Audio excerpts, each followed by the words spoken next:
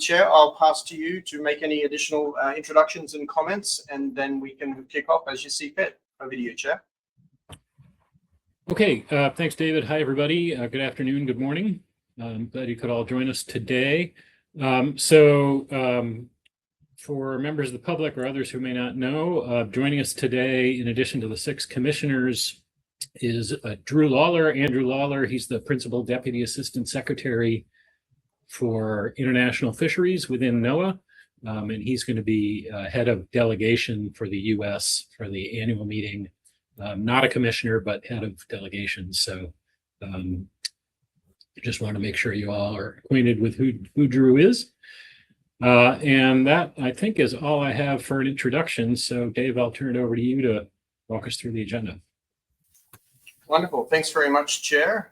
Can I just have the agenda brought up on screen, please?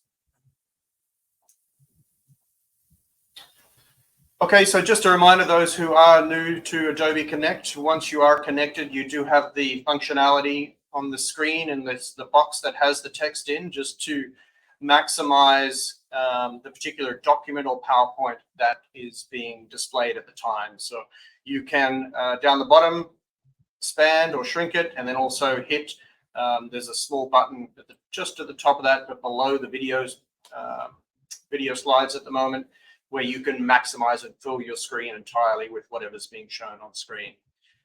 So, Chair, what's on the screen at the moment is the draft agenda for the FAC102. It's our standard agenda, which includes obviously the opening of the session, adoption of the agenda and arrangements, and then we have our various papers that we're going to step through. And today we're going to look at, I think, a total of 5 working papers, so up to paper 07, noting that the first 2 papers are the agenda and the list of documents.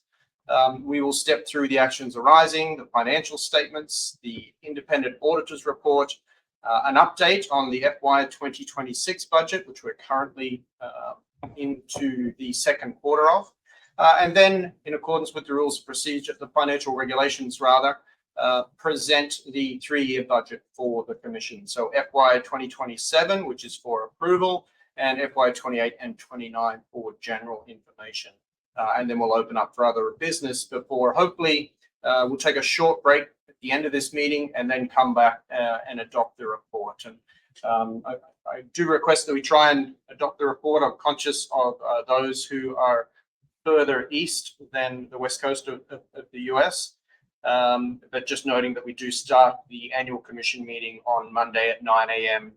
We'd like to try and get this report adopted so we can take any actions necessary. So with that, Chair, I'll pass back to you to see if there's any modifications to the proposed agenda, and if not, then to adopt it. Okay, thank you. Commissioners, any changes or additions to the agenda? Not seeing any. All right, let's go ahead and adopt the agenda. And Dave, we can proceed. Fantastic. Thank you very much, Chair. So then we can move on to agenda item 3, which is the update on actions arising. So we're going to paper 03 brought up on screen, please. Okay, well, thank you very much, Secretary, for bringing that up. And again, just a reminder that all of the other papers are going to have presentations associated with them. This, because we're going to be walking through Appendix A, is just the document itself. So just a reminder that this is our standard paper on update on actions arising, and this provides the FAC an opportunity to consider any progress that's been made in the intersessional period since the previous FAC in January of 2025. So if you just cast your minds back at the 101st session of the Finance and Administration Committee, contracting parties agreed on a series of actions, so recommendations and requests, primarily for the Secretariat, but also the Commissioners to undertake in the intersessional period. This paper involves numbering and tracking all of those actions arising from the previous meeting, and we provided those in detail as part of Appendix A. And so within Appendix A, there are 7 recommendations that arose from the previous FAC meeting that all went to the Commission meeting for endorsement, and 1 request for action. Pleased to advise that all of the recommendations have been completed in full, with one that's completed and ongoing, and that's just looking at the vulnerability assessment for the secretary to undertake annually, and that's something that we have Rob Tynes here with us as well, who's specifically looking at cyber threats and the like as one of those parts of that privity study. However, I do want to draw your attention to the final request. So as I said, 7 recommendations that have been completed, but then the request number 01, there was only one request that arose from the previous meeting.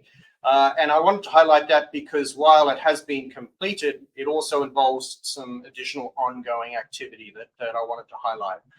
So if you cast your minds back, the FAC requested that the Commission consider a number of options for potential cost savings that could be considered for FY 2026 and or 2027 budgets. The Secretariat, in conjunction with the Commission, prepared some information that went to the work meeting, the September work meeting of the Commission in 2025. And at that meeting, the Commissioners took a number of additional actions or additional steps to try and make the operations of the IPHC's meeting series more efficient, more cost effective.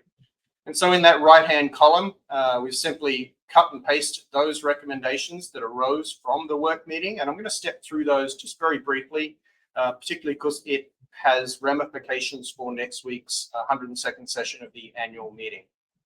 So recommendation 1 that arose from the work meeting was that the Commission recommended that national reports from the contracting parties be presented 30 days prior to each session. But then rather than having our standard presentation of those quite lengthy national reports, that the authors would be available for a 15 to 30-minute question and answer session during plenary itself. And so that has been incorporated into next week's annual meeting agenda, and where we have a maximum of 1 hour for that agenda item. And so just a reminder that there's not going to be a presentation of those national reports next week.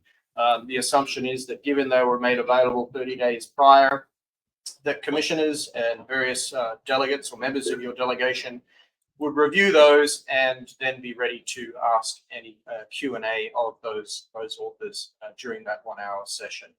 And I believe that is first thing Tuesday morning next week. The second recommendation was that the Finance and Administration Committee meeting, so this meeting, would be moved to the week prior to the annual meeting, and for it to be held online and virtually only. And this session today is satisfying that recommendation. So if all goes well, Commission can make a decision next week to continue this format, should you find it useful. Recommendation 3 was that, again, it's just a very specific date for this meeting. And again, this meeting is fulfilling that sub-recommendation, I'll call it. Recommendation 4 would be that as a result of moving the Finance and Administration Committee meeting, which was typically held in the first half day on Monday during the annual meeting, that the annual meeting itself would then convene at first thing in the morning on Monday, so 19th of January in this case. And again, the goal there is that all papers, key papers, would be presented during the first day of the annual meeting. And what that would allow is the next recommendation, where the Conference Board and the Processor Advisory Board would then be able to commence their work at 9 a.m. on Tuesday. And again, the intention there is to shrink the format and reduce the overall footprint of the annual meeting series and those subsidiary bodies. So rather than having a 5-day annual meeting, is to reduce it to a 4-day. And that has been actioned and implemented as part of the agenda and our planning for next week's meeting. So very keen to see if you find that to be a successful modification next week. Recommendation 6 was noting that reduced footprint from 5 to 4 days and the changes that have been implemented through recommendations 1 through 5 is that the Commission agreed more or less to pause the other discussion on shrinking the meeting further to 3 or 5 days until such time as we experience that those first changes next week. So it's a case of it's really sort of on hold in that sense while we wait to see how successful the meeting is next week. And then finally, recommendation 7 was that the Commission requested or recommended that a working paper be developed and shared with the Conference Board and Processor Advisory Board co-chairperson that incorporated a number of other elements for consideration as potential efficiency gains. That was done in conjunction with the Chair and Vice Chair, and we also had Commissioner Grief join us for those initial workshops with the US and Canadian chairs and vice chairs of the Conference Board and Processor Advisory Board. And that was brought back to commissioners more than 30 days prior to the annual meeting for potential discussion in plenary. As a function of that, information paper 05 was prepared again with the chairs and vice chair of the commission and has been tabled for the Conference Board and Processor Advisory Board's general information. As a sort of a reveal in that sense, the commission is not at this point in time going to be moving forward with further consideration of amalgamating the two boards, but rather to continue discussions around potential efficiency or cost efficiency gains for those two boards. And that's definitely being received very well by the various chairs and vice chairs or co-chairs of those two subsidiary bodies. Looking at recommendation 08, this is more of a statement, and so it's just the Commission acknowledging that the process undertaken by the Secretariat each year to select the annual meeting venues are robust and ensures the most economical meeting venues are being selected. And so this is something that we provided briefing notes to the commissioners for information and very detailed information about how we go through and select those meeting venues each year to ensure the most cost-effective and operationally effective meeting venues are chosen based on the current operational footprint of the commission. And so at that point, the commission recommended no further action at this time. And then finally, the commission agreed that the Secretariat should undertakes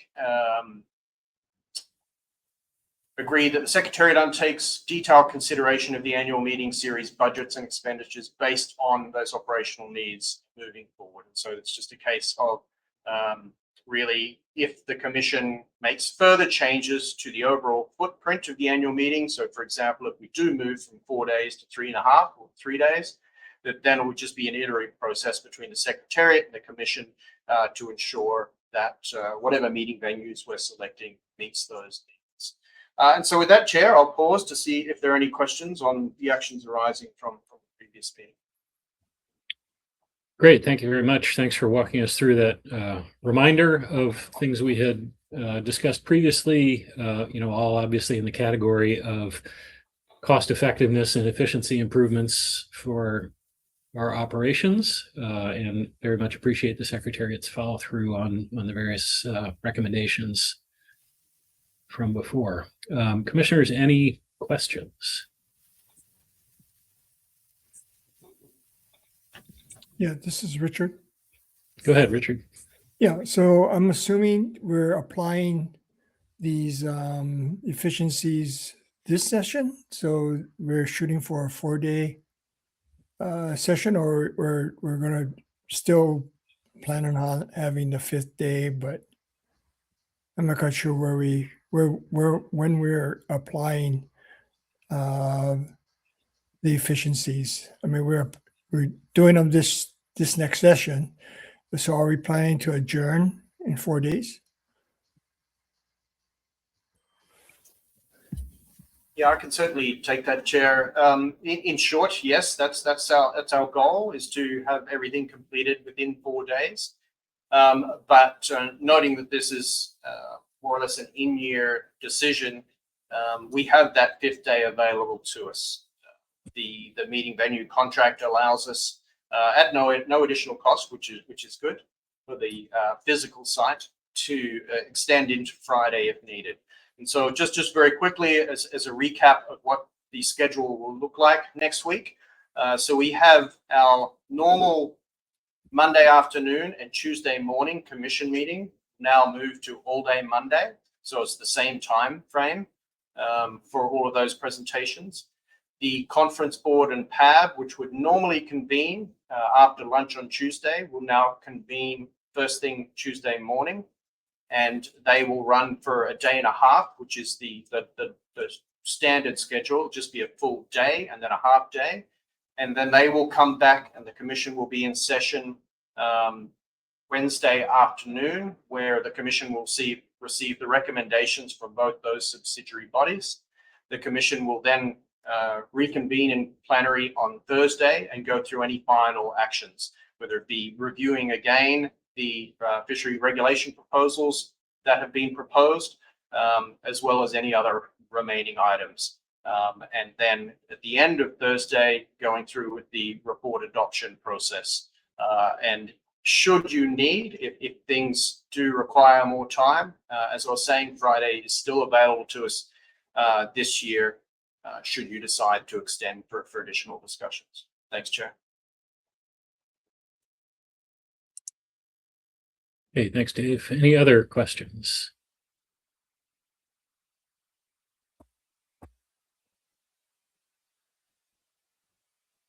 Okay, not seeing any. Okay, thank you very much, Chair. So then we can move on to agenda item 4, and specifically if we go to the PowerPoint for paper 04, please, up on the screen. Okay, so this is, as I mentioned, paper 04 and the associated presentation for it, and this is the financial statements for FY 2025. Just a note that this presentation and paper is meant to be considered in conjunction with the next paper, 05, which is the annual independent auditors report for FY 2025.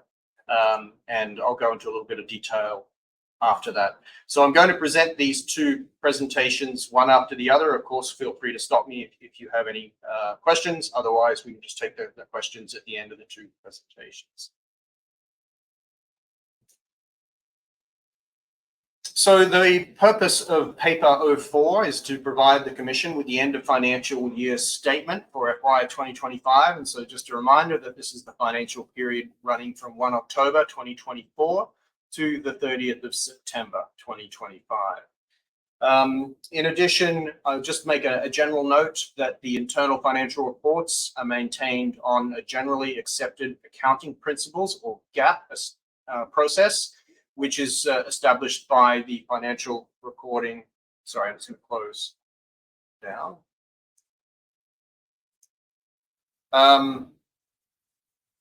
Accounting standards, and this is established by the Financial Auditing Standards Board. The audited financial statements are prepared on GAAP, established by the Governmental Accounting Standards Board, as I was just mentioning, and we do have our accountants from Somerville and Associates, Dondi Hayhurst and James Hargrove here as well, who can provide additional clarification on some of the complexities surrounding GAAP-based accounting practices. So just very quickly, the total assets at the year-end closing totaled just a little bit over $9.166 million, and this is up from $8.1 million at the end of FY 2024 and $6.1 million at the end of 2023. Just a quick note there is that the primary increase here surrounds our movement from cash-based accounting to GAAP-based accounting, where we include our lease liabilities as part of asset calculations. And so, and again, we have our accountants here who can get into a little bit more detail to explain that as needed. So the total equity or combined fund balance at the end of year closing is a healthy $3.317 million. And this is up from just under $2.3 million at the end of FY 2024. And so this is sort of the primary numbers that you should be taking a look at in terms of potential cash available for use. In terms of fund equity balances at the end of the fiscal year, I've listed 10, 20, 30, and 35 here. And as we've moved into GAAP-based accounting, these now all incorporate the liabilities. So our leave liabilities such as sick leave and annual leave. And that's why you're seeing those as negative. It doesn't mean that they're negative from a pure cash base. And I'll show that as we get into the budget to actuals. The good news is that these last two are much closer to a cash base and how most ordinary people will do their general accounting. And so our Fund 40, which is for the Fishery Independent Setline Survey, had a balance at year-end closing of $712,345. And so that is a balance that we are able to use moving forward for FY for the FIS in 26 or 27 or future years. And then in our reserve fund, we have a balance of just over $3.4 billion. No, thank you. Nice healthy balance there. I don't expect you to read this slide, but it provided Appendix 1 of Paper 04 is the balance sheet for all funds combined. And those numbers that I was just highlighting are at the end here, but you can see the other account lines under assets, liabilities, and our equity balances. Appendix 2 of Paper 04 provides the income statement, and this is our budget to actual, something a little bit more akin to what you'd be used to for a cash basis of accounting. And as you can see there, our total annual budget last fiscal year for total income was an expected just under $8.7 million. We realized a total income of just over $10.5 million in fiscal year 2025. And that difference primarily relates to fish sales from our Fishery Independent Setline Survey. We had a budget of 1.3 and we sold 2.8, just over $2.9 million.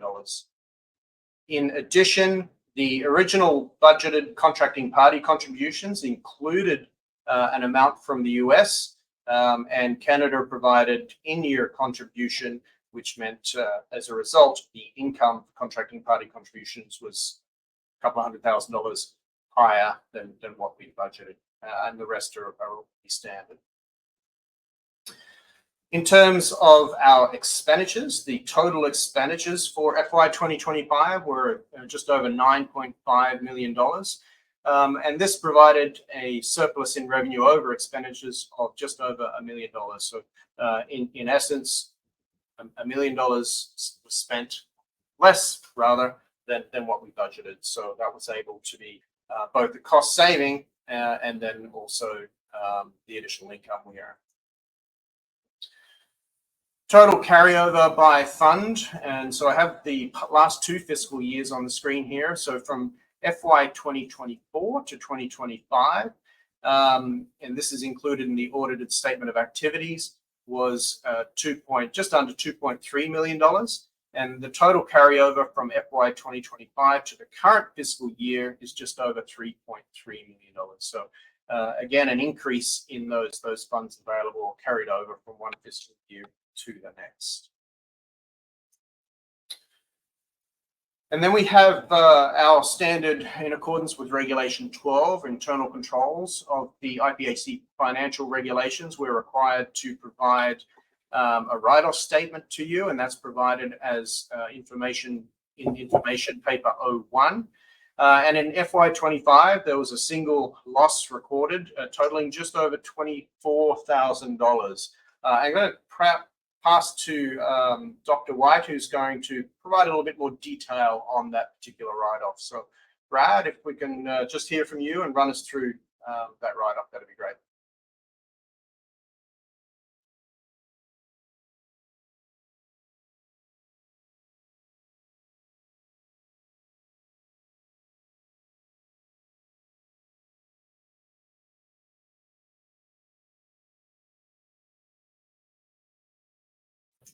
Looks like we may have lost him just at the wrong time from the connection. So I will give it a go, and then if needed as well, our accountants can chime in as well. So provided in the information paper 01, the details of that single write-off. And this was for want of a better description, a fraud from an unknown source who was posing as our director and officer insurance company. As a function of that, the write-off has been provided to the relevant authorities, and they are ongoing to investigate to see if they can obviously identify where that fraud came from, and then to try and recover those funds. But at the moment, it's highly unlikely we're going to get that money back. We have switched D&O providers as a function of that, and in doing so, managed to have a saving of over $10,000 for the current year, fiscal year's D&O insurance coverage.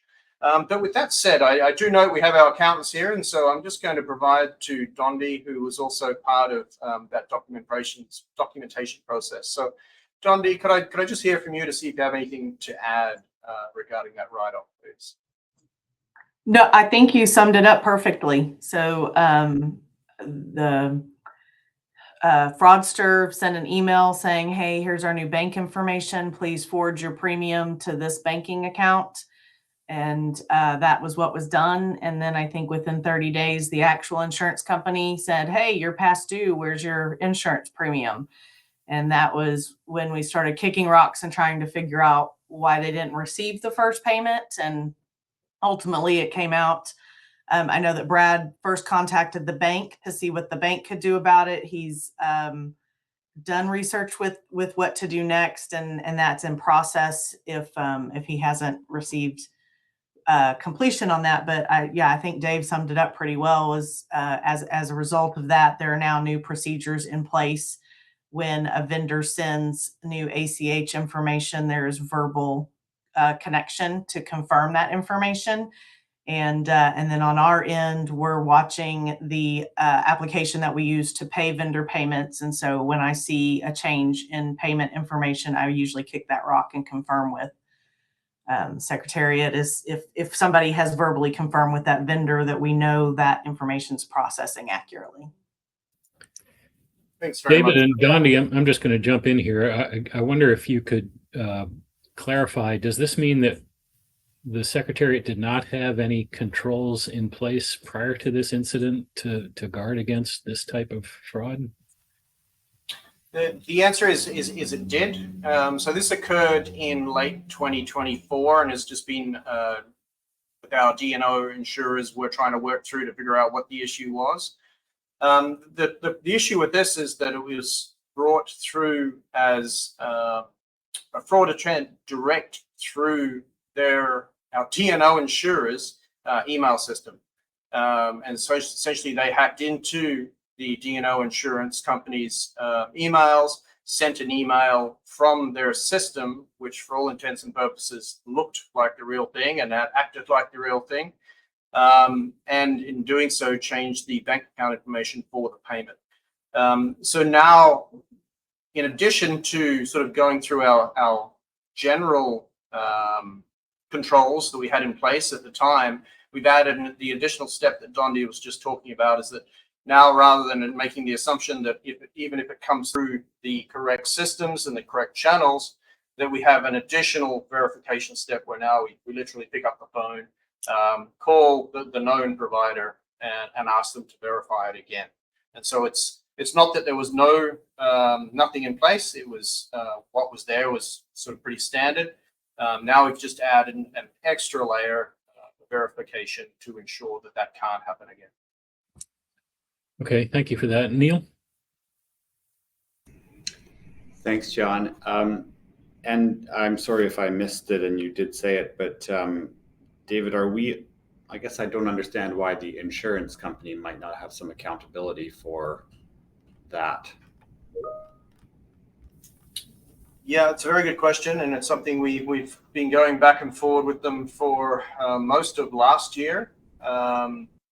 And it is with the relevant authorities, and so maybe we could take this just offline, noting this is a recorded meeting. And in that sense, they are claiming that they're essentially they're not going to refund us or pay us for that loss. So we have a number of options open to us, but those are probably better off offline, if that's okay. Yeah, okay, appreciate that, and would like to have an offline discussion. So maybe we can look for an opportunity on that. Thank you. Sounds good. Yeah, let's do that. Peter, go ahead. Yeah, so we now have this control in place. Do we have like parameters around values, or do you do that for every bill coming in, or is it less than $1,000, or yeah, just some clarity on how it's structured. Yeah. No, thanks very much. I'm going to pass to Dondi, who's been dealing with that and setting up those additional controls. So Dondi, I'll pass to you, please.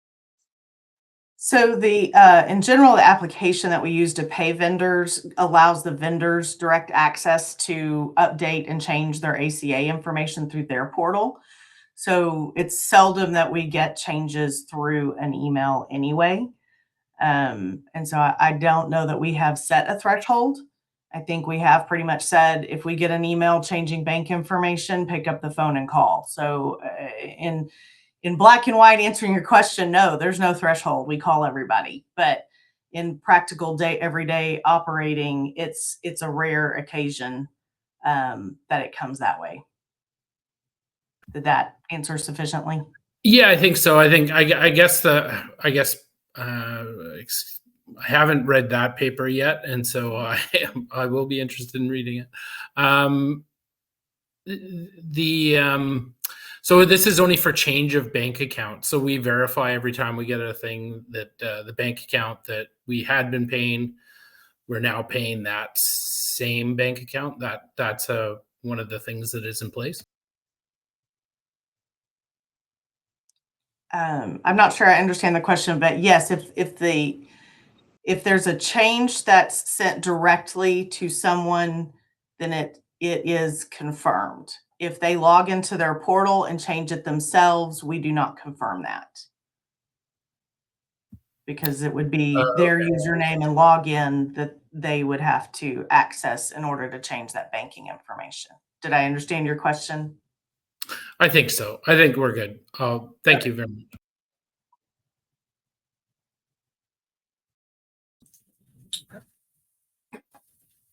Okay, if there are no other questions, then at this point, we're simply just asking that the FAC note the paper and recommend that the Commission also note it just as part of that due process. And as I mentioned before, that this is really run in tandem with paper 05. And so I could have the presentation for paper 05 on the screen, please.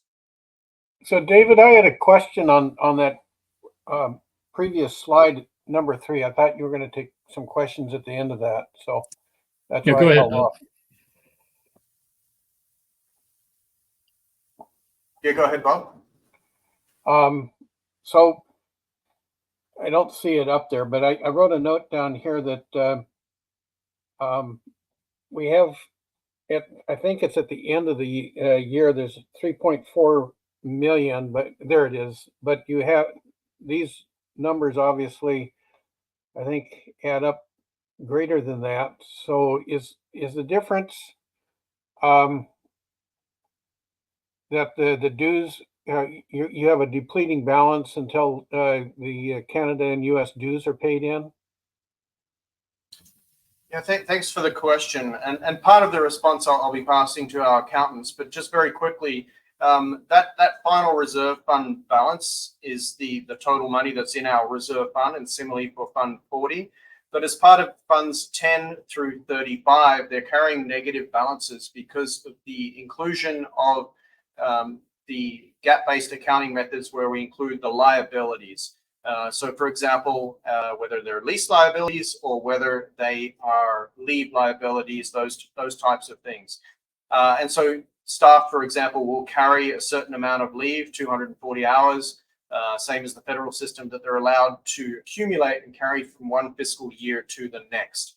And those numbers incorporate that leave liability. For example, if the staff member was to be terminated, relevant laws require us to pay out that leave balance. So we need to ensure that we're accounting for that leave liability as part of that overall fund balance, and then also as part of the specific individual fund where those staff salaries are accredited to. And so I'll just pass to Dondi if you could provide any additional clarification that might help.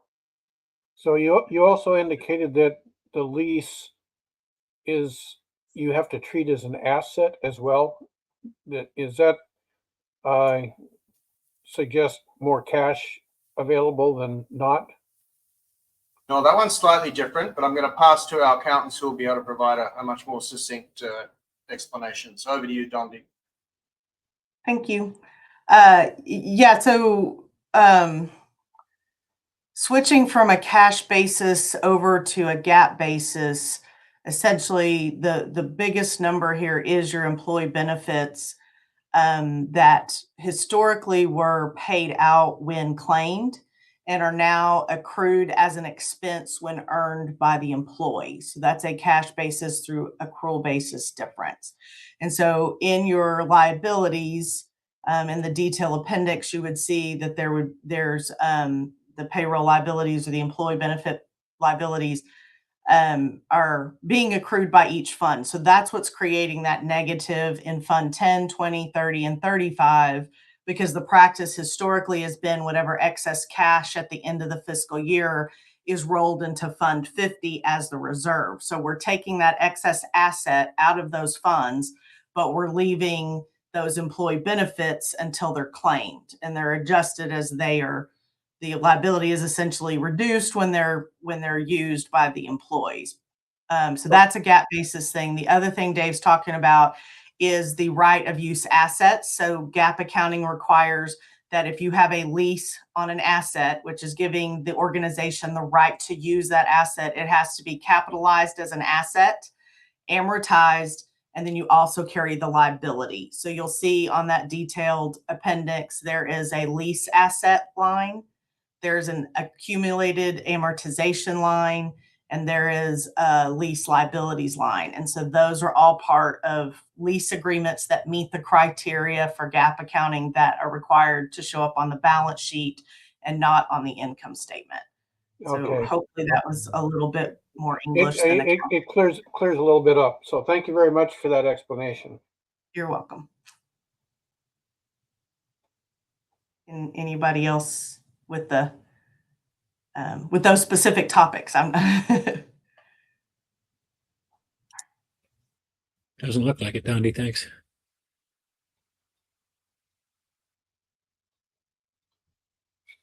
Okay, thank you very much. So if we could have that auditors, there it is right there. So this is the presentation for paper 05. And as I said, this is the auditor's report on the financial statements that you've just seen. And I will just put a quick note there that write-off as well went through this auditing process, and the auditors found that there was no deficiency in the controls process at that time. And so they also reviewed, and we discussed with them what we could do to make sure it doesn't happen again. And through that discussion, we also put in that additional layering to ensure that it doesn't happen in the future. Okay, so walking through the auditor's report. So this is being presented as part of, or to ensure that we're in compliance with Regulation 14 of the IPHC financial regulations, and specifically that the accounts would be audited by an external auditor each year, and they're currently on their final year of the appointed term. So we'll be coming back next year with requests to extend the relationship with Clark Nuber. They've been with us for, I'm going to say, the full 3 years at this point, and everything's going very well. So we're putting that proposal forward intersessionally. I'm not going to provide too much detail in terms of the process that we went through with Clark Nuber. It's in the paper, but then also as part of this presentation, which includes a number of dates of when things were commenced, when things were undertaken.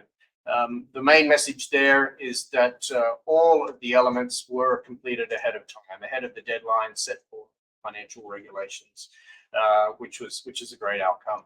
And so finally there on the 11th of December, and in accordance with paragraph 7 of the regulations, The report was submitted 18 days ahead of the deadline set forth in those regulations. So another great outcome. The report itself was presented, or is typically presented prior to this FAC meeting, which in previous years was held on the first day of the commission meeting series. This year, we moved it to immediately prior to the Finance and Administration Committee. And so earlier today, our auditors presented their reported findings to the commission.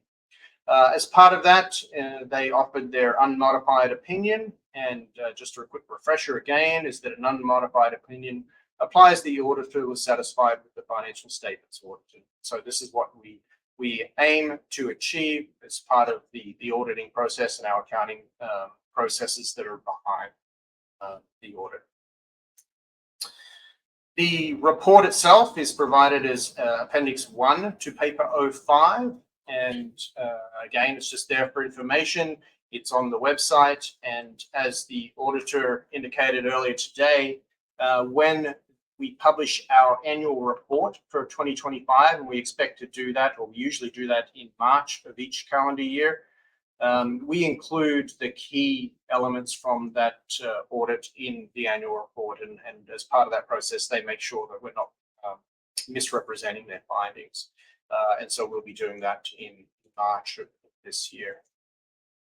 So with that, we're simply asking that the FAC, first of all, note Paper 05 that provided the Independent External Auditors Report 2025 and recommend that the Commission accept the External Auditors Report. And so I'll pause there, Chair, to see if those notings and recommendations are acceptable for the Commission. The FAC, sorry. Okay. Commissioners, any questions or other issues on this? Not seeing anything, Dave. Fantastic.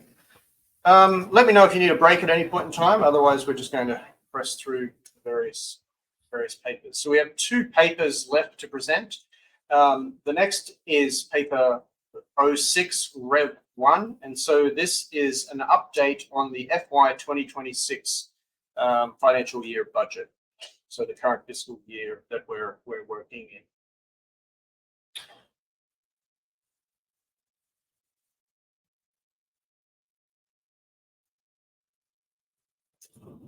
Okay. So as I was indicating, this is just an update on our current fiscal year budget, how we're progressing throughout the year, and to suggest a number of amendments. And those amendments revolve around 2 key elements. First, it's to accommodate the final 2026 Fishery Independent Settler Survey design that was adopted at the recent interim meeting on the 2nd of December of 2025. And secondly, to revise some of the other funds and accounting lines to accommodate changes that have been implemented since the budget was originally adopted earlier in 2025. So I'm just going to walk through some of those amendments. But before I do that, just as a bit of background, so that budget was adopted by the Commission and published as part of Intersessional Decision 02. Whereby the total contracting parties were just over $6 million to the general fund. And so as part of that decision, the Commission adopted the FY 26 budget with Canadian contributions of just over $1 million and the US at $4.6 million. In addition to that was the headquarters building lease and maintenance cost of $418,000 for the US. Terms of contributions received, and noting this was published 10 days prior, I'm pleased to say that we have now received contributions from both contracting parties in full. So we received Canada's contributions on the 7th of May last year and the USA's on the 14th of December 2025, which have now been reflected in our accounts. So we have received those contributions in full. In terms of the actual budget itself and how we're progressing, just wanted to quickly indicate that for 2026, our expenditures against the budget as of the 8th of December are in line with the approved budget. So in reviewing those numbers that are also provided as the appendix 2 of the paper, there's nothing unusual there, high or low, that would be considered an anomaly. If I could just see if there's somebody else who has a microphone on, if you could just mute yourself, that might help us a little bit.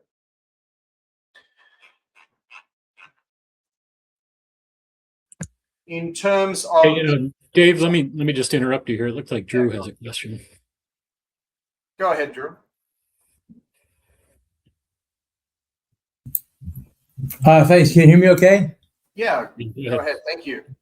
Well, do you want to wait until the end of the presentation for questions, or would you prefer they get interjected as you go along? What's your preference? I'm happy to take questions any time. Okay, so I was just noting the contributions of Canada and the U.S. and whereas Canada is just a tad north of 1 million, and the U.S. is at 4.6 million.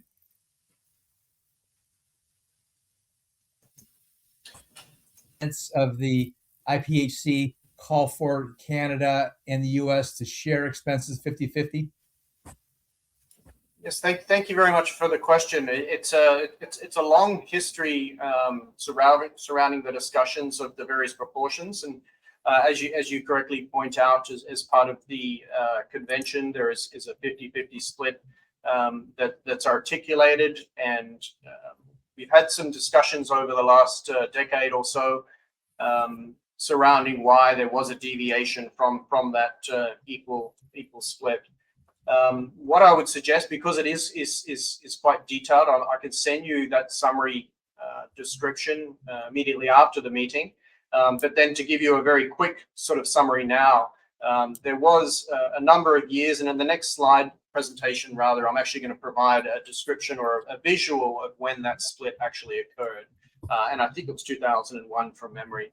And at that point, the US was introducing the IFQ system in Alaska. And as part of that, there was a significant increase in investment from the US in the Commission's operations. And as part of that, you'll see in that next slide the divergence from the 50-50 split in contributions to compensate for the additional work that the Secretary was tasked with. That has since been maintained past that inflection point. And as I was mentioning, there's quite a number of detailed reasons surrounding that. And it has been maintained from the Commission's perspective that it was an active decision from the US side to continue that divergence from the 50-50 split. I hope is that enough of an explanation at this point, or maybe John and Mark, you might have some additional feedback as well. Well, I would just add to that. I would just say that, going forward, if that's, the State Department is looking at all of our RFMO agreements right now, and giving them and scrubbing them, if you will, from all kinds of perspectives, including financial perspectives. So if the agreement says that the costs are to be shared 50-50, then the State Department is going to get involved in this, and they're going to likely insist that if it's 50, if the wording is 50-50, is 50-50. It's either going to have to stay 50-50, and Canada and the U.S. will have to share the expenses 50-50, or we'll have to renegotiate the terms of the treaty. So one of those two things are going to have to happen, but we're not going to be in a position going forward to say that the U.S. is going to contribute $4.6 million and Canada contributes $1 million if, and it sounds like it does, the wording is that the costs are to be shared 50-50. So, that's not going to happen this week or next week, but it's going to, it's going to go on to, it'll be elevated up to I imagine it'll be elevated up to probably the level of the Deputy Secretary of State, possibly even up to Marco Rubio.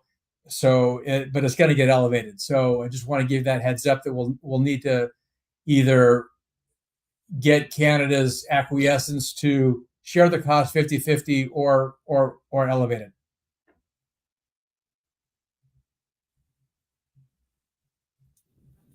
Thank you very much. Chair, Vice Chair, did you want to have any additional input? I would suggest initially putting a paragraph into the report that records that comment as well from the US, just highlighting or noting rather the divergence in contributions from the two contracting parties from the convention, plus anything else you'd like to add. So I'll pass to you, Chair, initially. Thanks. I don't have anything to add to Drew's comments. Certainly no issues with that being added to the report. Thanks, both Chair and sorry, and David. No problem. Thanks, Mark. Peter? Yeah, thanks. And thanks for those comments. I may be mistaken, but I don't know if that's exactly the wording. I think there's 50-50 unless otherwise agreed upon. Am I mistaken, Dave? You could be right, Commissioner DeGrief. I would have to pull up the text from the convention. I could certainly do that and paste that in to the report so that it's a case of noting the comment on the divergence in the contracting party contributions in relation to paragraph XX from the convention, which states, then just a quick snapshot of that so that there's no paraphrasing. That's okay. Yeah, Peter, I can confirm that your paraphrasing is accurate. That it is, unless the parties agree to vary the proportion of the expenses to be paid by each party. My recollection is that there's nothing in the record to indicate any kind of formal agreement between the parties that changed that 50-50 split.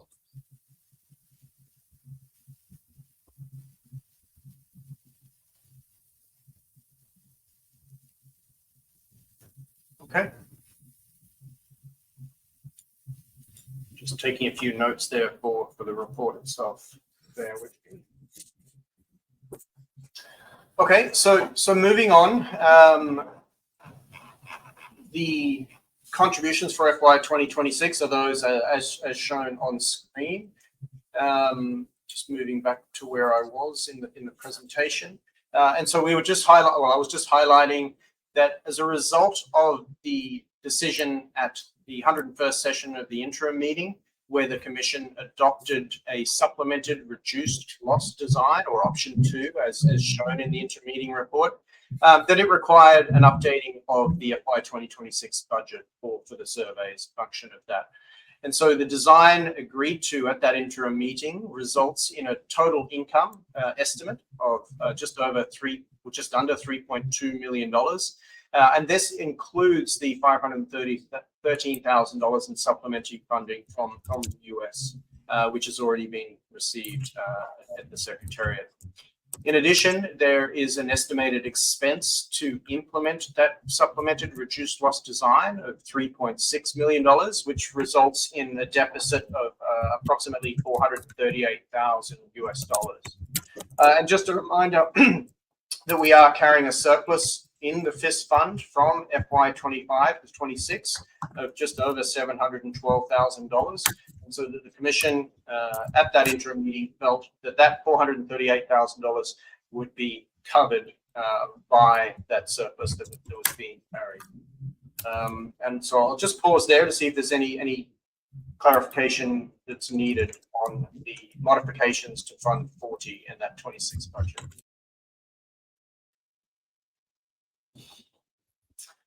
Not seeing. Sorry, go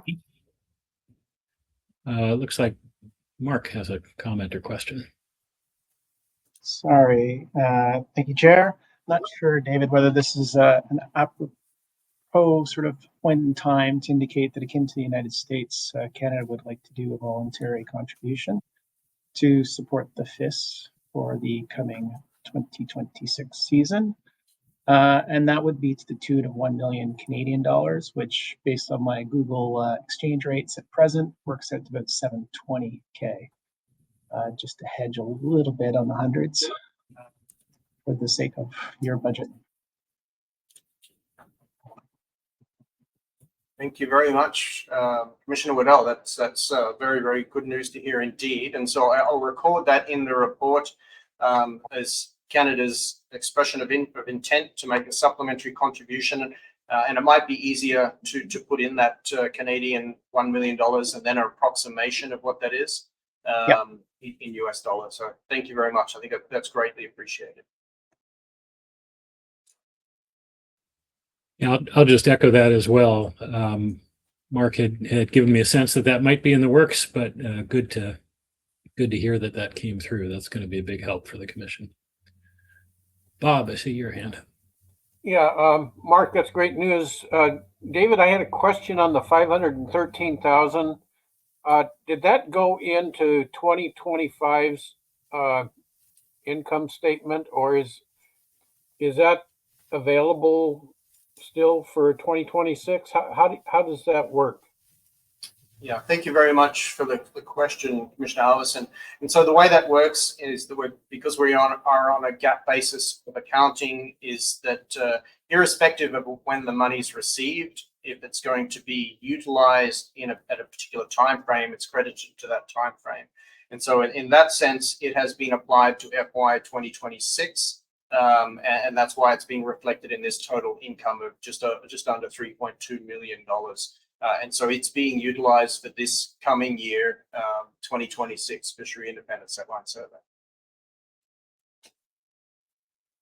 Thank you.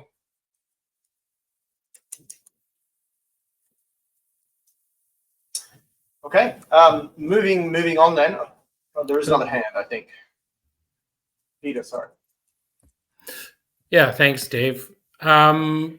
Just does this include the fecundity study, or is the fecundity study going to fall outside of this year end? I think it might be set up for the winter of 2026, so maybe it's not in this year's budget expectations. Yeah, thank you very much for the question, Commissioner DeGrief. And forgive my informality. It's much harder now that we're doing this remotely, just to call you by your first name instead of as Commissioner.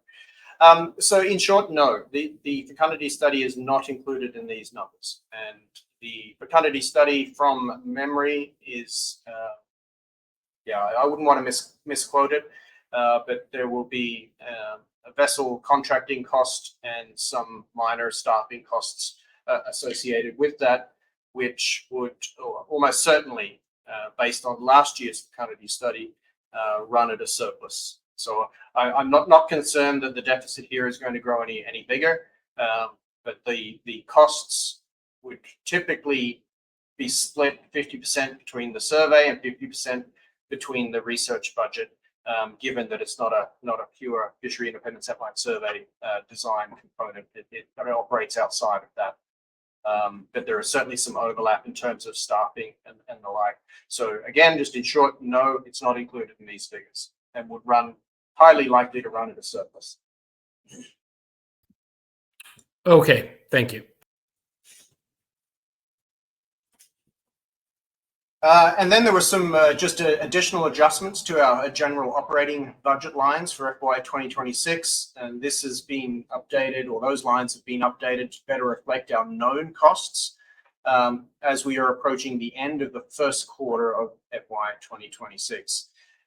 In addition, and I'll go into this a little bit more detail in just a moment, it includes some now known income that we're going to be made available to us or receive for the Alaska Cost Recovery grant. And so some of the other components are updated costs primarily associated with IPHC meetings. Given the meeting is next week, we already know the majority of what our costs are going to be for the contracts and travel associated with it, and also our facility rentals. While the lease is a fixed number, the maintenance components are a variable component that our landlord determines as part of our common area maintenance for the building. And so we have a bit better of an idea of what they're going to be for the entire fiscal year, noting that we are now entering the second. Just to highlight some of the ongoing discussions via the two contracting parties, we continue to seek supplementary funding As you've heard, we have received supplementary funding from the US for the survey, for the Fishery Independent Setline Survey, and Canada has just given indication of additional supplementary funding for the survey for 26 as well.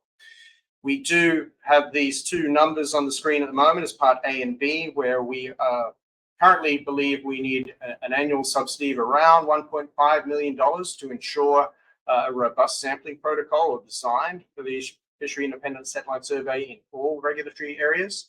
And as in addition to that, around anywhere from $100,000 to $500,000 annually to rebuild that FIS reserve fund.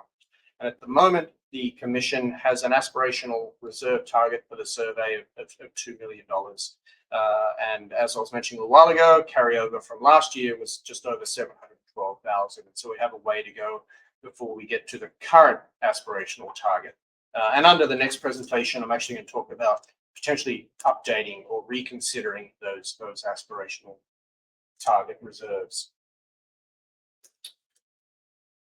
So as I was highlighting for the Fund 35, the Alaska Cost Recovery Grant, and the expenses for 2026 have been revised down to just over $1 million. I think initially we budgeted about 1.3, and so we've been working hard to make sure we reduce those costs as much as possible.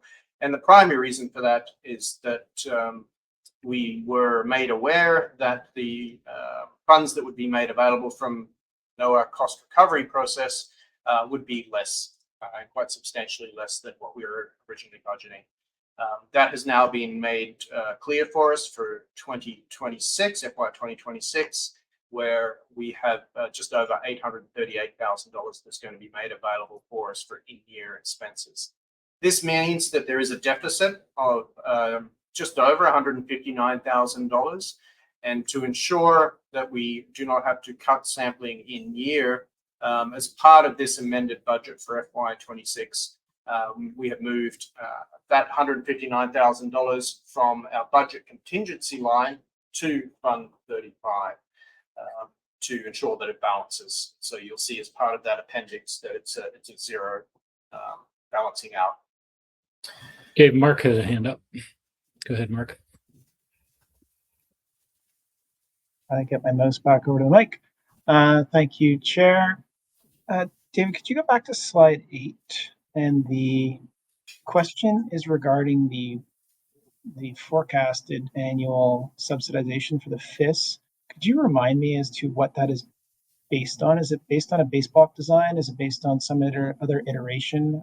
Recognizing we've had a number of discussions around FIS design.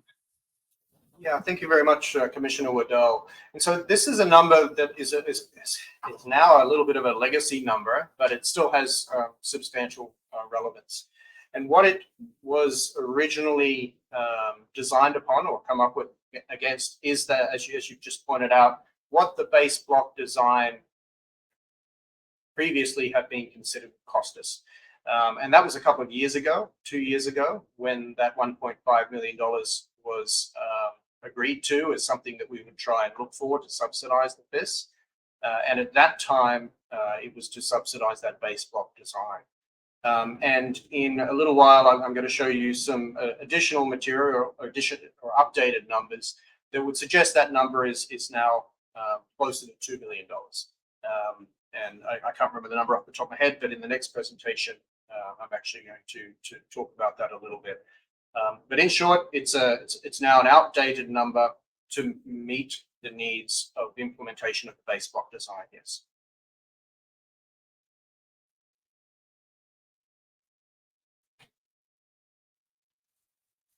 Okay. David, are you looking for a recommendation on that? Very shortly, I will be. Not right at this point. Sorry. It'll be a slightly different recommendation. So if you bear with me, I'll put those numbers up as part of the next presentation.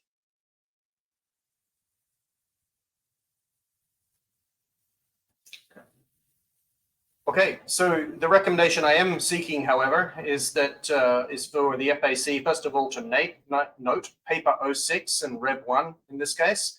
that provides an update on the 26 budget, and as well as proposing the revised budget for adoption for 2026. That includes the updated FIS design, final FIS design, and other amendments. So as part of that, I'm asking that the FAC recommend that the Commission adopt the amended 2026 budget as detailed in Appendix 3 of the paper 06 Rev 1. And just remember, a reminder rather, that the budget for FY26 has already been approved. The contributions were determined and have now been received. And that as part of this amended budget, there will be no changes to contracting party contributions. The amendments are within Fund 40 FIS, which is not funded at present through contracting party contributions, but is self-funding largely. And those other few budget lines which utilize primarily the budget contingency line that was already approved. And so moving $159,000 from the contingency line to Fund 35. So just to reiterate that there's no change in the contracting party contributions that have already been paid and received by the Secretariat. And so, Chair, that's the recommendation that we're seeking at this point, just simply for the Commission to adopt the amended FY26 budget. And I'll pause there. Yeah, that seems clear. Thank you. So commissioners, recall this is one of these awkward moments where we as members of the Finance and Administration Committee recommend to ourselves as commissioners that we will adopt this amended 2026 budget. Any discussion or questions on that? Bob. I have a question. So at the annual meeting, if we know additional money's coming in and we wanted to add a survey station, can we do that if we make a recommendation now, or how liquid are we on that, David? Thank you very much. Through the chair, thanks, Commissioner Alverson. The short answer is that by making this recommendation, it wouldn't mean you couldn't do that at the annual meeting. And so should the Commission decide that it wanted to add additional stations to the 2026 Fishery Independent Setline Survey, it could do that at the annual meeting. We would obviously need to have a discussion around operational feasibility at that time and where the money would come from, noting that we do have a reserve fund both for the FIS, but then also for general operating. So the short answer is it wouldn't affect this recommendation, and that it's very possible to do that with caveats that would need to be discussed at the annual meeting. Yeah, thanks for that, Dave. And I'll just remind everyone that we did discuss that at the interim meeting, that exactly the scenario Bob asked about is a possibility for the annual meeting if there's anything we want to have. Any other questions or discussion? If not, commissioners, are we okay with adopting the amended 2026 budget? I don't think we need to vote, but not seeing any objection. Fantastic. Okay, Dave. Okay, well, thank you very much, Chair. So that takes us now to paper 07, and we just have the presentation for paper 7 Rev 1 up on the screen. And Chair, would you like to break for 5 minutes or just push on? I am okay with pushing on. Any dissenting opinions on that? Okay, I'm not seeing any. Looks like we push on. Thank you very much. And so, as I was mentioning, this is paper 07 Rev 1. And following some discussions with the chair and vice chair last week, there were a couple of things that were updated. And I'll cover those in the presentation. So this is the budget estimates for 2027, 28, and 29 to ensure that we are compliant with Regulation 5 of the IPHC financial regulations. And as part of that, we are seeking the FAC's recommendation that the Commission adopt the FY 2027 budget at next week's Commission meeting, and simply note the other two as they're anecdotal at this point in time. Highly accurate, but still anecdotal. So I'm going to walk through the FY 2027 budget estimates in terms of the total income and expenses, and these are proposed at Appendix 1, Paper 07, Rev 1, for your general information. The proposed FY 2027 budget includes the base contributions to the general fund, including an approximate or 4.99, so 5% there for simplicity, increase for 2026 from both contracting parties. And so the numbers that are being proposed is $1.07 million, so just a little bit over for Canada, and 4.8, just under $4.9 million for the US. Some of the general cost assumptions are for operating costs include an approximate 5% for salaries and wages, which is based on the cost of living and step increases and staff turnover, as well as healthcare costs. And at the moment, we've budgeted approximately 10% at the time of publication. In a typical year, sometimes it's a little bit higher, sometimes it's a little bit lower. And I just want to point out that there may be some increases there, but we'll have to just wait and see. The headquarters lease and maintenance component of the budget is $432,540 for 2027, and this is in accordance with the building lease signed in 2023. A reminder that this does include two components: the headquarters lease, which is a fixed known amount, as well as the maintenance. And this is the common area maintenance amounts, which are determined by our landlords on a monthly basis based on the common area maintenance needs of the building. So it's a variable component.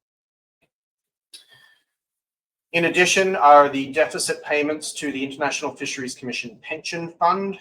And just a reminder is that the International Fisheries Commission Pension Fund was closed to new entrants in 2001, and we have one active participant remaining in the fund, as well as I think 13 retirees are receiving pensions from this fund. The fund itself undergoes a valuation every 3 years, and it's due for a new valuation in 2026, and so we expect that to occur, I think it's in April of this year, or by April of this year.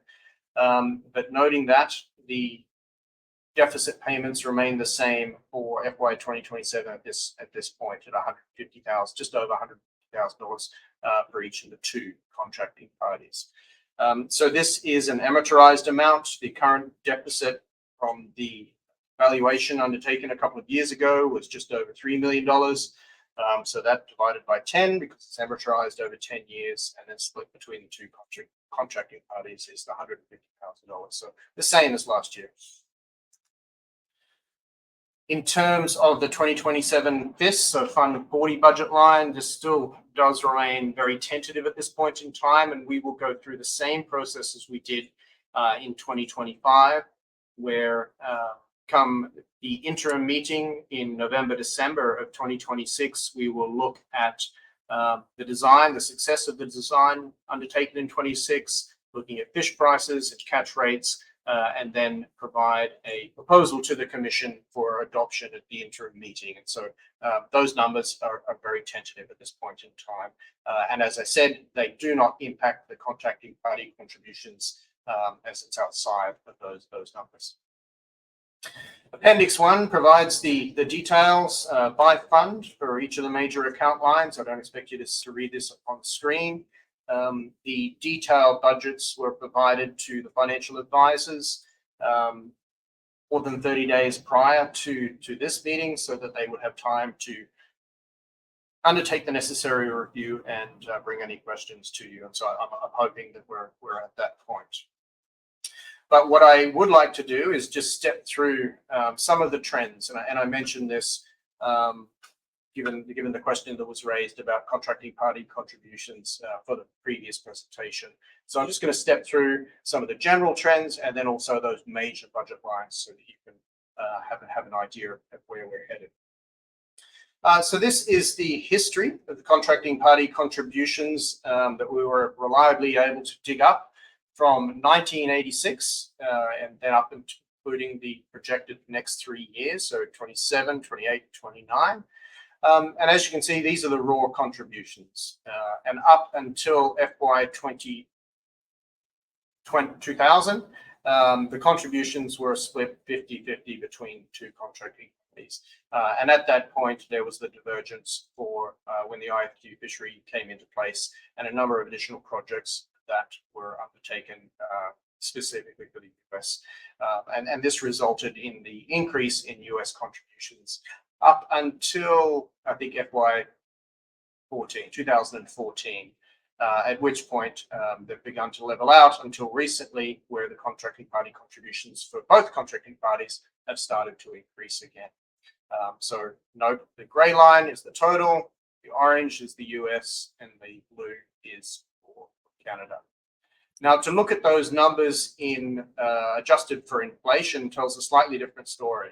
And so if I go back to this slide and it moved to the same graph but adjusted for inflation, and specifically at 2025 US dollar values, you can see that during the period from 1987 through to around 2023, the contracting parties in contributions from Canada were declining in real value terms, similarly for the US until that year 2000 budget, those additional contributions. And so it's only in the last 5 years or so, as we've seen increases in the contracting party contributions that, adjusted for inflation, are keeping up to a certain extent with those inflationary pressures. David, do these two figures include voluntary contributions, or are these just budgeted contributions? Yeah, thanks very much for the question, Chair. I'm going to say that from 2020 onwards, it includes the initial voluntary contributions from the US over this period that's on the screen from 2020 to about 2014, but does not include the latest round. So the last, I think, 3 years, there's been those supplementary contributions from Canada and the US that are not reflected in these numbers. So otherwise, the short answer is that it's essentially just the base contributions from the two contracting companies. Okay, thank you. So in addition to that, or complementing that, is the US contributions to the headquarters, so the lease and maintenance, from 2013 until 26, and then the projection as well. And so these initial numbers here in the solid line is more or less from, except for the last year, under the previous lease for our current offices. We went through with an external consultant who was hired to negotiate with our landlord on the new lease.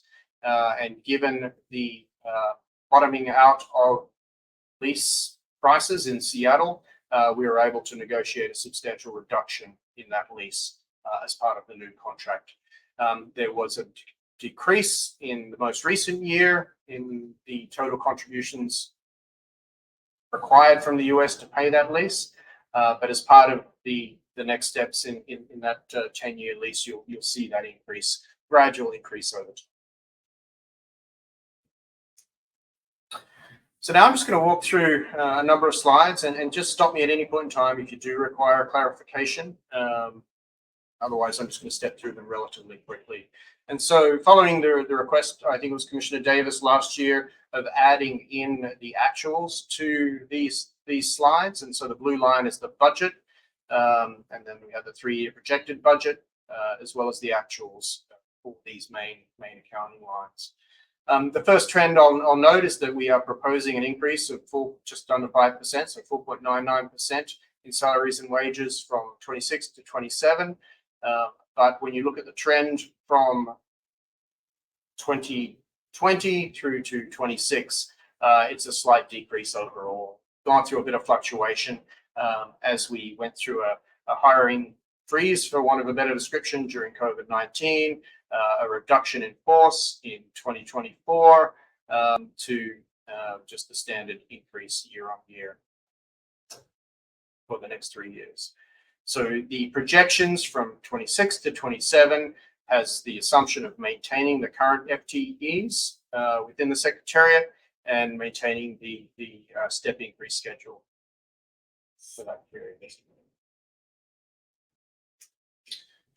For the benefits line, again, on average, we're looking at about an 8.42% increase from 26 to 27.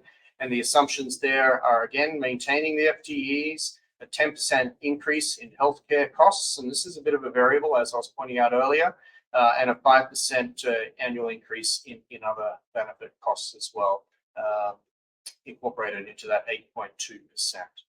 If you look at the trend from 2020 to 26, we have a decrease in values, pure values from those two years, of just over 4.2% overall. See that fluctuation.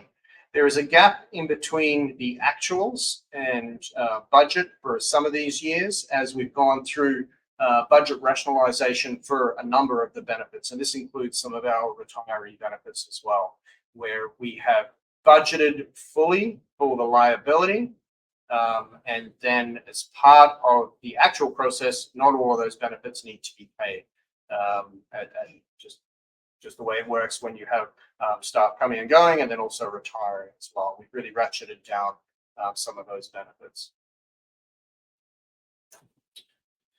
Travel is probably our most variable budget line. And again, if you look at the overall increase from 26 to 27 is around 9%. And from 2020 to 26, it's dropped just under 30% overall. Quite telling is obviously the COVID-19 pandemic, and as we've tried to adjust for those changes, and then also in 2023, we had a number of other changes in terms of expected travel that were canceled for various reasons. And so that's why that budget line in terms of actuals is much lower in 2023. And again, that this is a budget line that we work hard to try and review and rationalize in year to ensure that we're only undertaking the travel that's necessary and desired.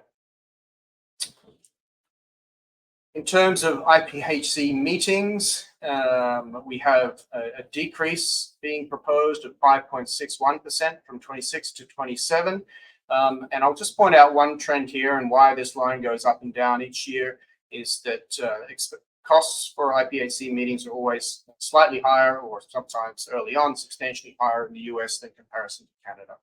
And so, for example, in 26, we are in US, next year we'll be in Canada, the year after rather, following year back in the US, and then in Canada again. And that's why you see this dogtooth pattern in the trend here.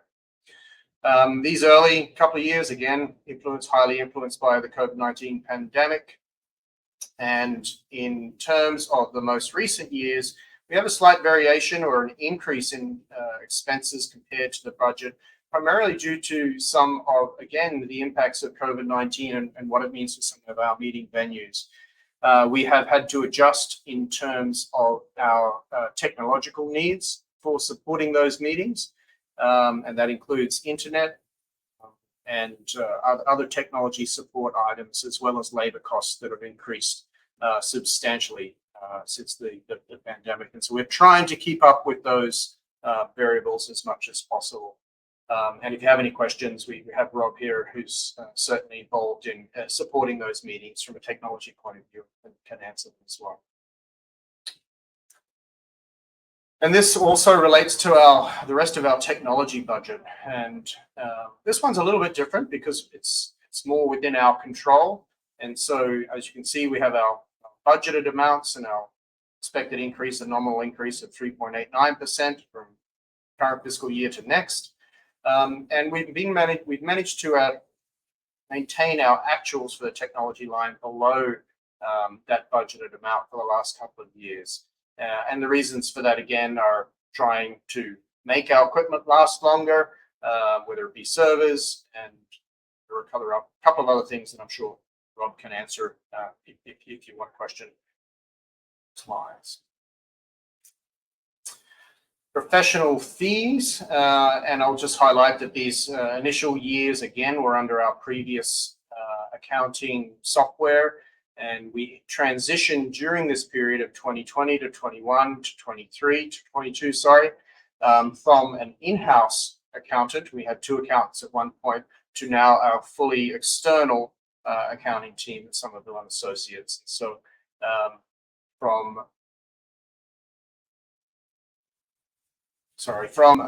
bringing in Somerville and Associates, we've been able to rationalize those costs quite substantially. And as you can see in 2025, it's much closer to right on what the budget was. And we fully expect now that the trend in actuals will track the budget expenses. Other fees and charges, there's a number of elements that form that budget. We have nominal increases in our general liability insurance and vehicle insurance.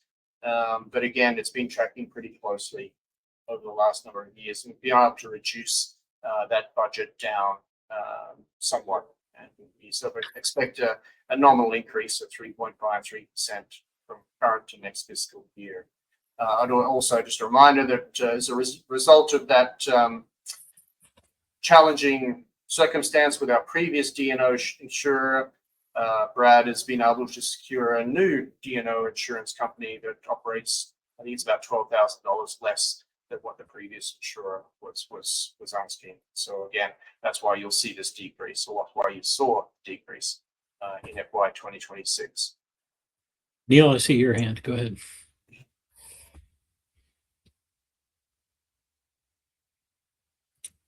Can't hear you, Neil. Sorry about that. Thanks, John. David.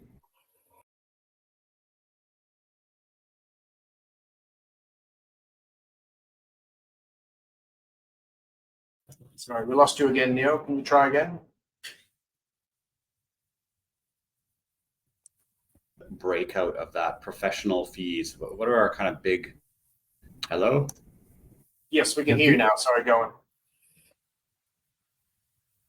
You could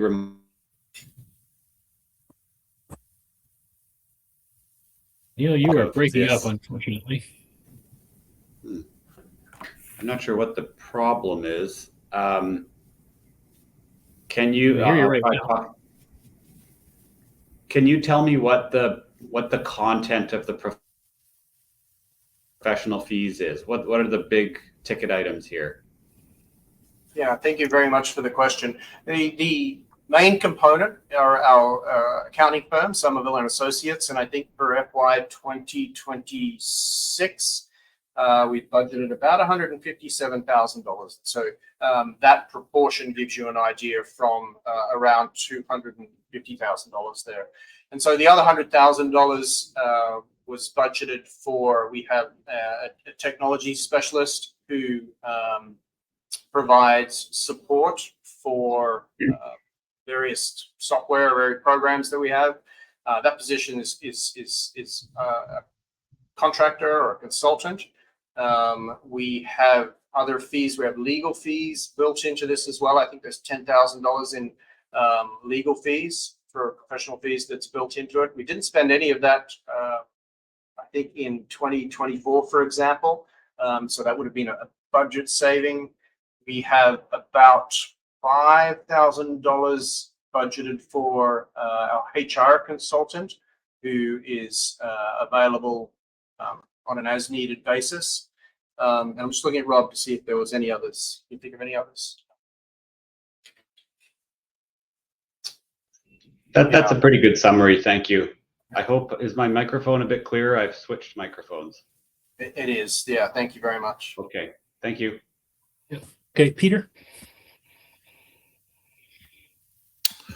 Yeah, thanks. If you could just switch to the next slide. The decrease in directors and officers insurance, I assume that covers us as commissioners. Just wondering if there's been any change in the policy itself to create such a savings, or like do we get the same coverage? Thank you very much for the question. And the short answer is you get more coverage, but I see Brad is online who sought out this new insurer. So Brad, I'm going to pass to you to respond. Yes, we have better coverage for less cost. Well, that's rare. It's rare, Well but done. we shopped it out and we got a good deal. So, yes. I'm trying to remember as well, Brad, there was something else that was added, and part of it was the cyber fraud component, which we were... Right. Yeah, yes. So now we have a fairly robust cyber fraud coverage, which we did not have before. And also we increased our, on the other side of the ledger, increased our liability for some other things, and we've got more for less.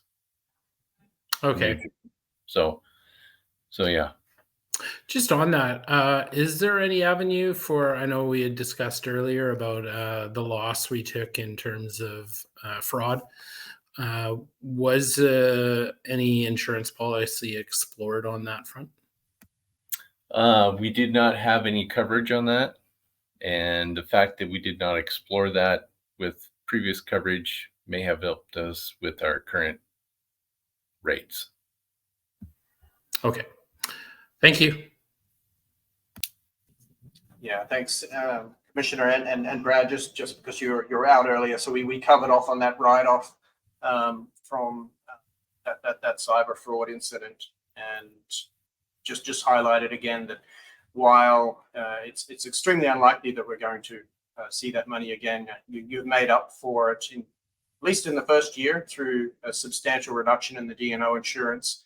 And I think that's for a couple of reasons. First of all, it's a more efficient company, but then also because of the negotiations you went through with them, and highlighting that we haven't actually gone and tried to sue the previous D&O insurance company for their failings.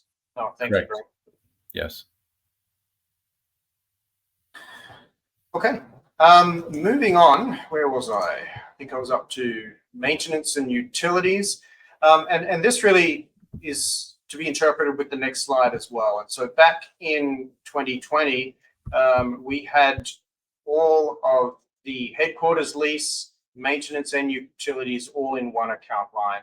And so in 2021, we split them out between maintenance and utilities, and then the next slide, facility rentals. And that's why you can see that they're much closer here and inverted or reversed for 2020. There we go. But since then, we've been pretty much in line. And again, it's primarily because these are relatively known factors for maintenance and utilities. We do have a number of facilities in the past. We used to rent an office in Sitka, Alaska, and then also in Homer, Alaska. We no longer have those leases. And that's why you can see a little bit more variation here in the recent past since we terminated those leases. The staff members in board just work from home offices. It's a much more known number, both for maintenance and utilities, and then also facility rentals as we cancel those leases. And for both of those, we're looking at around a 3.5% increase, nominal increase for the next fiscal year.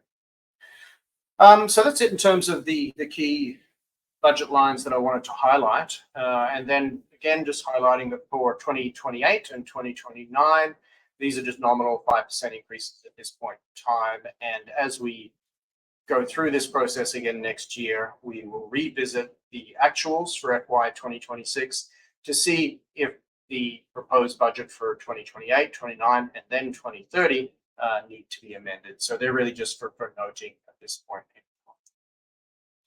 So the recommendations that we're seeking here is, first of all, to note the paper 07 Rev 1 that presented the 3-year budgets, and then for the FAC to recommend that the Commission adopt the 2027 budget as detailed in Appendix 1. And this includes those contracting party contributions as stipulated in Appendix 1.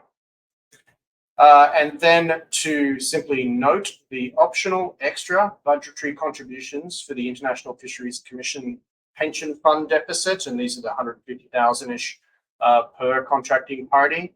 And then also noting the tentative budgets for the subsequent 2 years, 28 and 29. And that's all I have, Chair. So as I pointed out, really at this point in time, I just wanted to highlight again that any budget that is adopted by the Commission is subject to appropriations discussions within the US side and also the Canadian budgetary process. And if those appropriations and similar processes not providing the full budget, approved budget amount, all that happens is that the Commission then needs to come back, rediscuss the budget and make the reductions to match those contributions. And that's a standard language that we include in the FAC report and then also the Commission report to cover off on those slightly different processes. Great. So I might pause there because I did want to have a discussion about reserves, but I might hold off until I have this discussion, if that's okay, Chair. Okay, fair enough, Dave. Commissioners, any questions or comments on this? So we have a 27 budget to adopt. Dave noted the caveats with that. Subject to appropriations, we can always go back and adjust. Recall that the past couple of years, we have kind of kicked the can down the road with adopting a new budget and done that intercessionally, which puts the Secretariat in a bit of an uncomfortable position. So I think Secretariat staff would prefer that we go ahead and adopt with the idea that we could go back and revise at any point if we need to. So any comments on that? Any objections?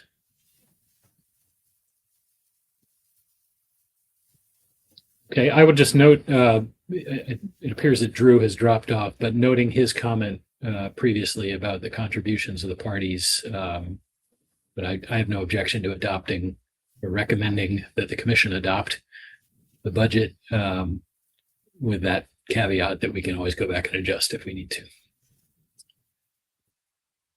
All right, Dave, I think we're ready to move on. Wonderful. Thank you very much, Chair. So what I might ask then is that we bring up at the actual paper 07, Rev 1, as I don't have the slides in this presentation, I don't think. So if I could just have the actual paper brought up. And so we're moving on at this point, even though it's incorporated in a paper 07, something that I'd like to discuss under and record in the report under other business. And so that specifically relates to our aspirational reserve targets. So I'm just going to try and zoom in here. And if you do have paper 07 Rev 1 at hand, I do suggest you open that up if you can't read it on the screen. And so incorporated here is just a quick refresher of a reminder that the Commission had previously agreed to aspirational reserve targets for Fund 50 of $1.5 million for general operations and for Fund 40 of $2 million.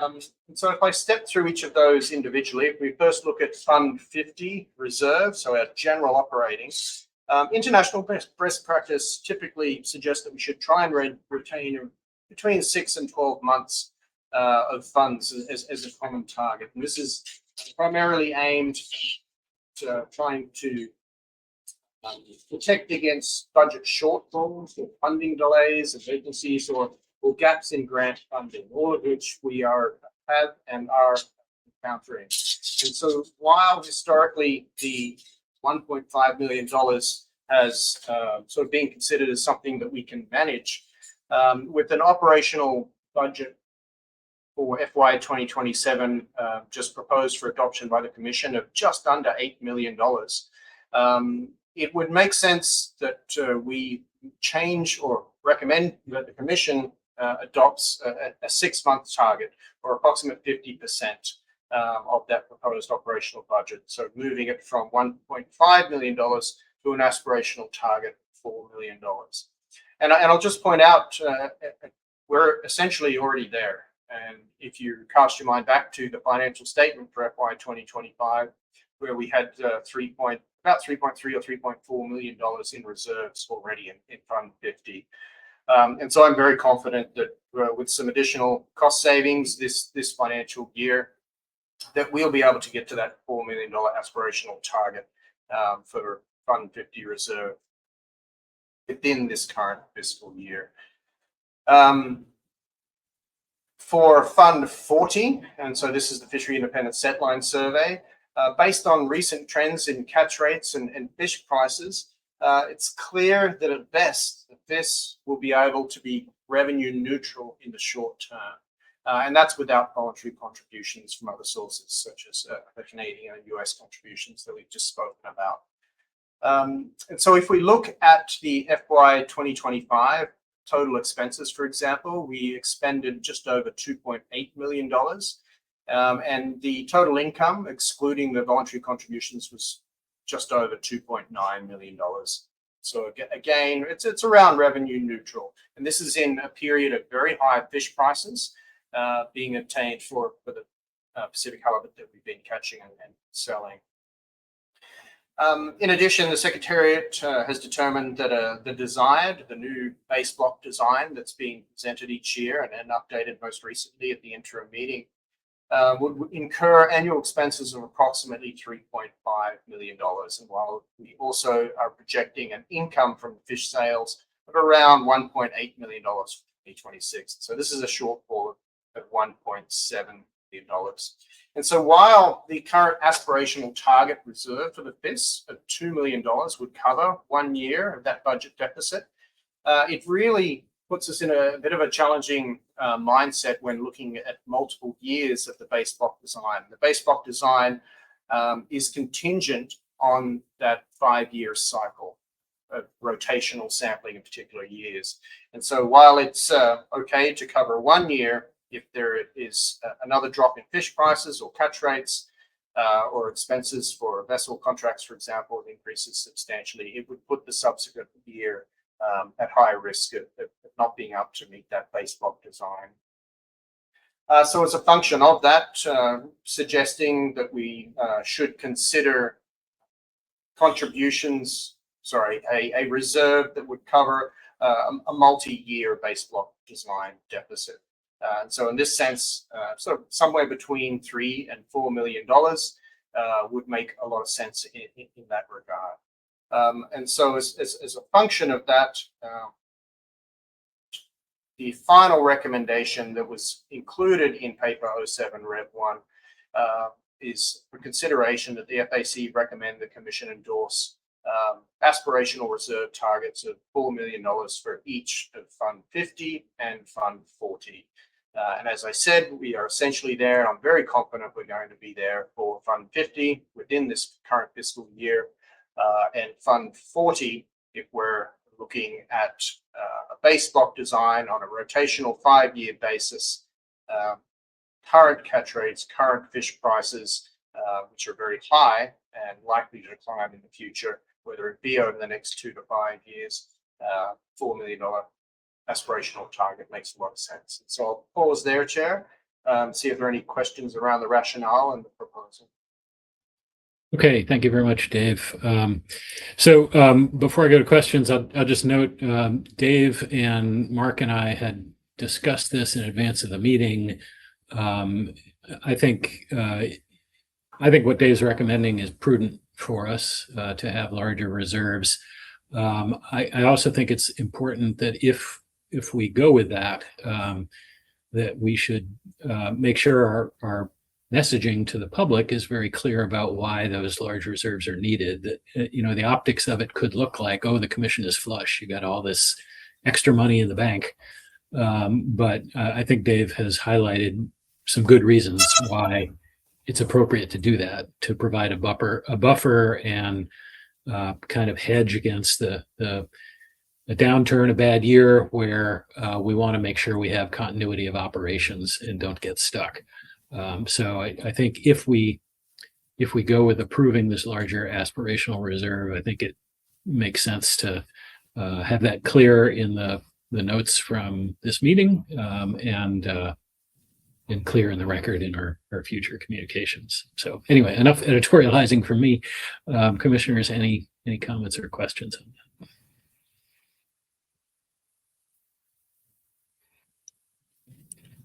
Peter, go ahead. Hi, Dave. I'll first delve into the general fund. It wasn't that long ago, I can't remember the date, you probably have it, that we adopted the 1.5 million for the general fund. As a, at that time it was a target. It didn't seem like it was likely to happen. We've achieved that and more. And now I'm curious what exactly has changed in our line of thinking that we suddenly went from 1.5 necessary reserves to 4 million. Aside from, what, possibly some other organizations do. Yeah, thanks very much for the question, Commissioner DeGrief.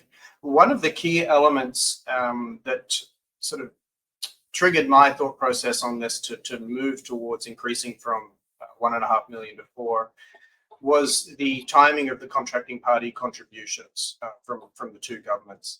And if you cast your minds back 3-4 years ago, we were receiving contracting party contributions typically within the second quarter of a fiscal year, the fiscal year where the funds were meant for.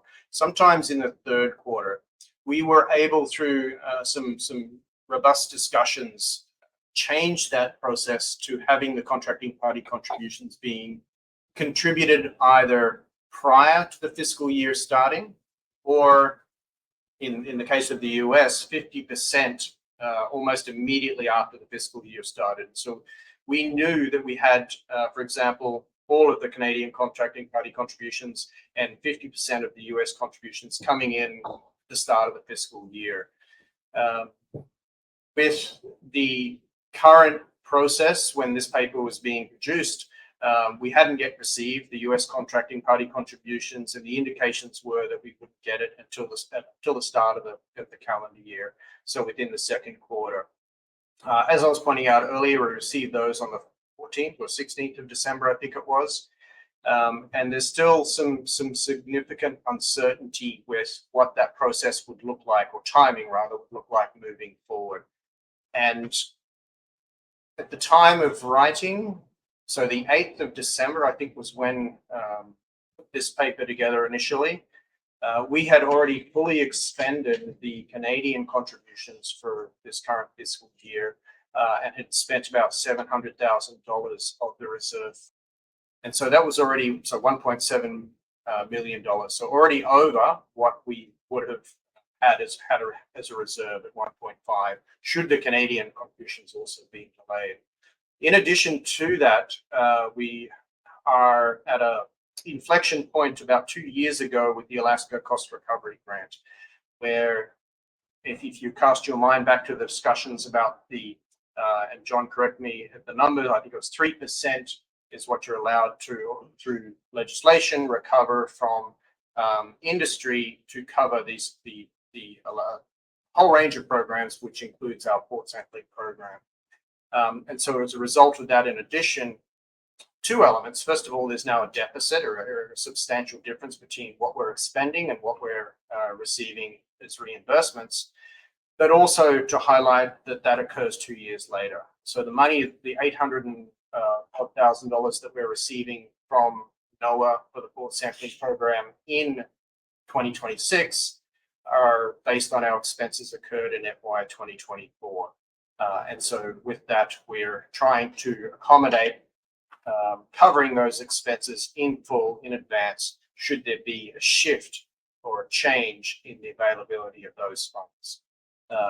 And so it's sort of with those three components that, and then based on the sort of international best practice of 6 to 12 months in reserve, it was a general feeling that we thought that, well, we're at that point where there's enough uncertainty that we would like to have a reserve that would cover off on our port operations and the Secretariat functioning for 6 months, noting that 5 years ago, we were receiving some of the contracting party contributions in the third quarter fiscal year that they applied for.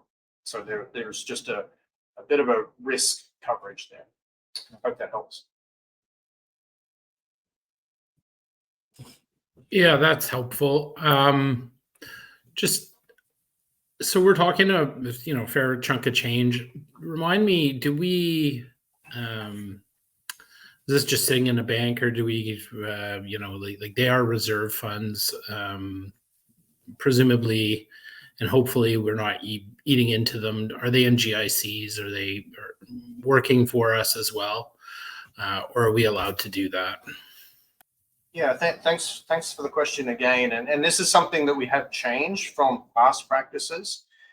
So pre-2021, I'll say, there was a lot more investment-related decisions that were being applied to some of the reserve funds. Those funds were then expended as part of the Fishery Independent Setline Survey expansion series, and that's why we found ourselves in a situation of need to build the funds again. But through the hard work that Brad's gone through, and maybe I'll pass to Brad to give you some of the specific numbers, he's secured an additional bank savings account for our reserves, which is a much higher rate than we'd previously been getting. And so, Brad, I don't know if you're online, but maybe you could just speak about the Bank of America account that we've recently established. Yes, so we've moved $2 million over to an interest-bearing account with Bank of America, which is also tied to credit cards, so that we can establish a credit rating as an organization. And at the Bank of America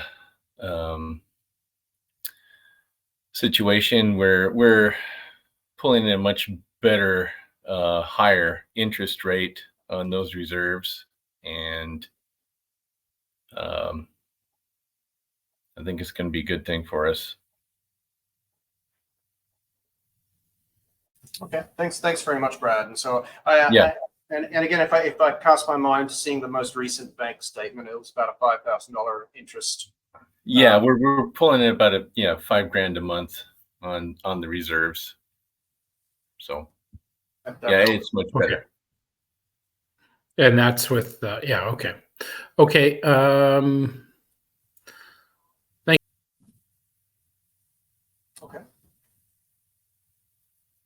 So with that, Chair, I guess just seeking the Commission's approval to make that recommendation to the Commission to endorse at next week's meeting.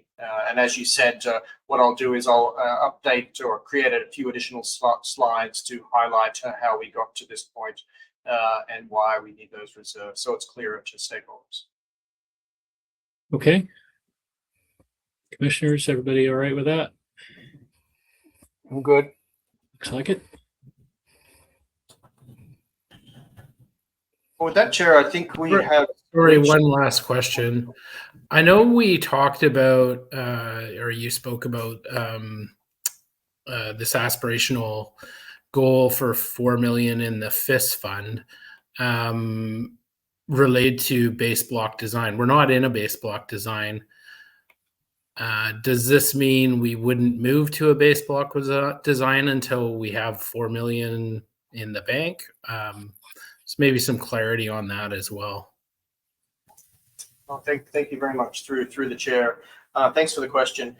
No, we would move to the base block design as soon as it was financially viable, and that could occur through a number of means, whether it's supplementary contributions, increases in fish prices, increases in catch rates, and the like. And so each year at the interim meeting, you would be presented again with the base block design, the costs and any deficit or surplus, as well as other designs that might be more viable at that time based on the reserves we have at hand, plus any other supplementary funding that may be considered. So the short answer is no, it would be something that we would be comfortable with, would sustain us into the long term for a base block design, but it wouldn't mean you'd be limited should we find additional funding in the short term that wouldn't be specifically from a reserve. Yeah, okay, because I'd like to see that personally sooner than later, and I could see, you know, getting up to $4 million may take some time. And so, you know, particularly if we decide to, you know, be, you know, move towards a base block design sooner than later. So thank you. Those were just some concerns I had.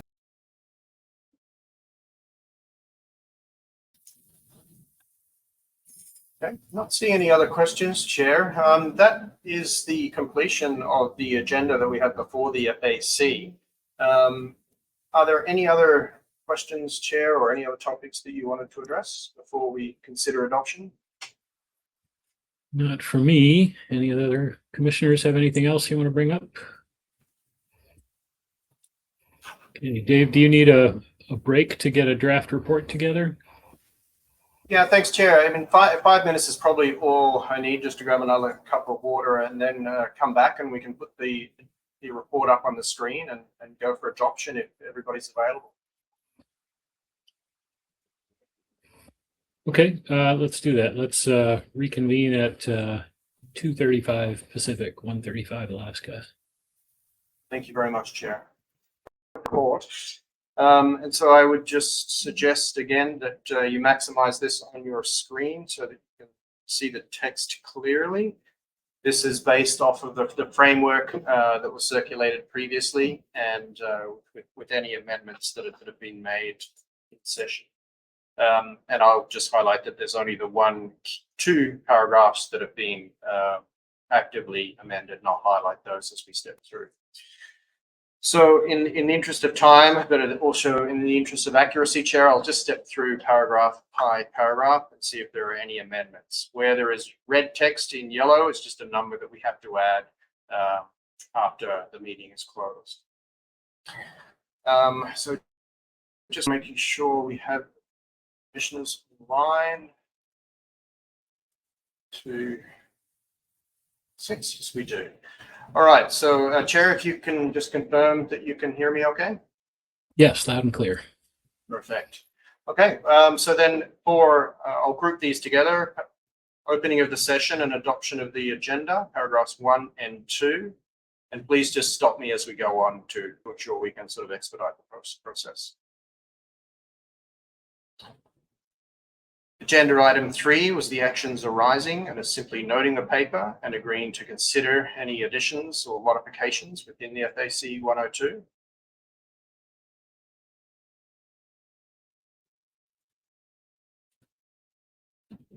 The financial statement, and so this is again simply noting the paper 04 and paper information paper 01. Again, noting the information that was in the paper word for word in terms of the current assets, the total equity, and the reserves in Fund 40 and Fund 50. And then recommending that the Commission simply note the financial statement for FY 2025 as detailed in paper 04. So no edits there from what you previously saw. The annual independent auditors report. So agenda item 5, there are 3 paragraphs. The first is simply noting the paper as required by the regulations, recalling the auditor's unmodified opinion as quoted from the auditor's report, and then recommending that the Commission note and accept the independent auditor's report.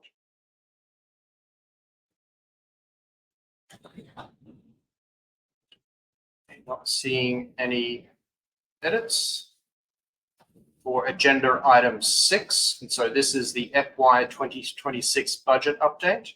And so the text from the paper itself is simply noting paper 06 Rev 1 provided the update, including proposed amendments based on the survey design and other known costs. Again, it's simply noting the contracting party payment status for Canada and the US, both of which have now been received, as well for the headquarters lease, just documenting that in the record. The key paragraph surrounding appropriations and just noting that the commission, once the budget's adopted, there is still opportunity revisions based on appropriations. Recalling the amended BIS design, so that decision is then just linked so that it's easy for stakeholders to understand why Fund 40 has been updated. Then the new paragraph, which is noting Canada's expression of intent to make a supplementary contribution of Canadian $1 million, so approximately 720,000 US dollars, in FY 2026 towards 2026 or future BIS operations. And so I'll just pause there to see if that wording's as you'd like.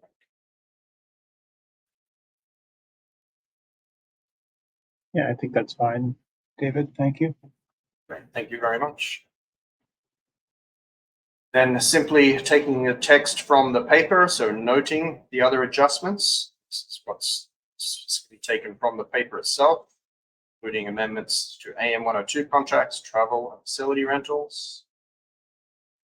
Noting that same paragraph that was on the slide and in the paper, the ongoing discussions regarding the Dave, can you just scroll down a bit, please?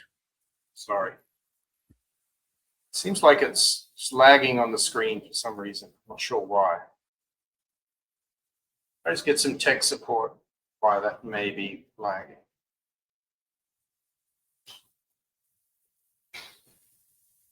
I'm on paragraph 18 at the moment, but it's not coming up on screen. Any ideas, Rob? What was that? Same issue. I'm on paragraph 18, but the screen's not scrolling.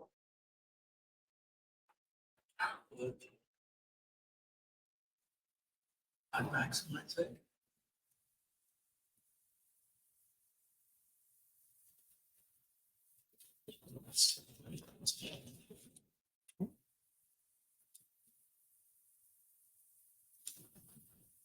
Just stop sharing and try and reshare just to get it synced up again.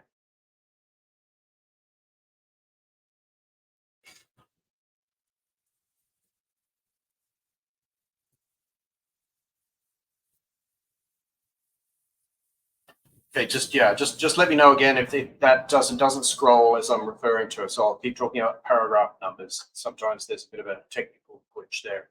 So paragraph 18 is just noting those ongoing discussions surrounding the 1.5 million and the $100,000 to $500,000.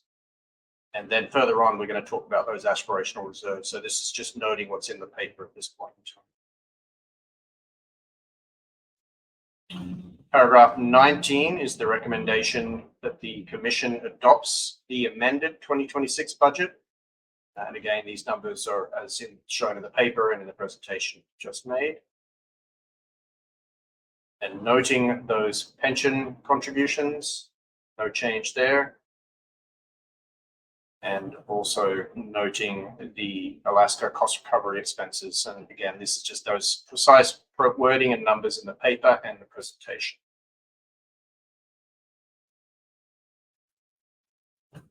Then we have the new paragraph, and please pay attention to the wording and let me know if it needs to change. And my intention is to take this text that's from the convention on the screen here and insert it in this yellow bracketed component. So I'll type that out just because there's extra words at the end that don't need to be there. So the FAC noted the divergence in contributions from the two contracting parties compared to that stated in the IPHC convention, and the discussions between the two contracting parties would occur over the coming year, and then just a quotation. So I'll pause there and see if you'd like that amended to better reflect the point made. I think that's fine from my standpoint. Could you just scroll back up to 19? So in the last line there about the shortfall, well, now I've lost it. Yeah, from being budgeted from contracting party contributions. I thought you were taking that from like a contingencies fund. Do I have that right? You're correct. It should state the shortfall of 100 has been budgeted, has been moved from the contingency budget line.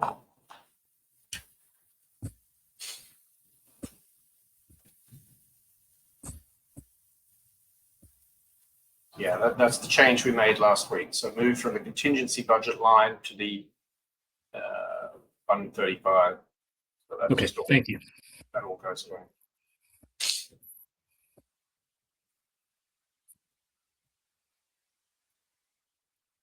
Okay. Seeing any other hands? Agenda item 7, and so this relates to the FY 27, 28, 29 budgets. So paragraph 21, it's with FAC noting the paper. And then it's broken down into 27 and then 28, 29. So for FY 2027, paragraph 22, the FAC is noting what is being proposed.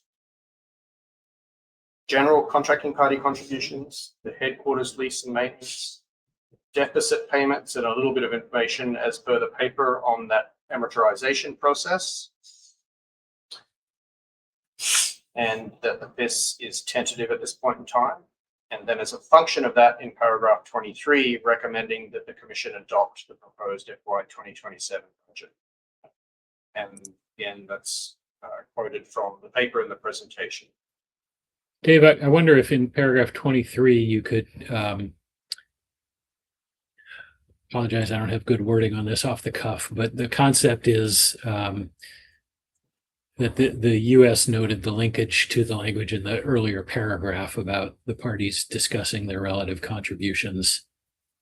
I'm just looking for something to tie it to that paragraph 20.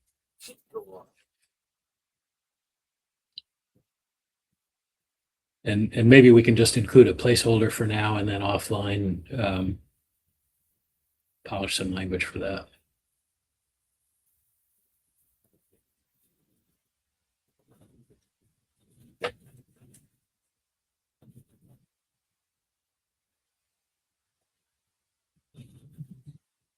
How does that work, or something along those lines?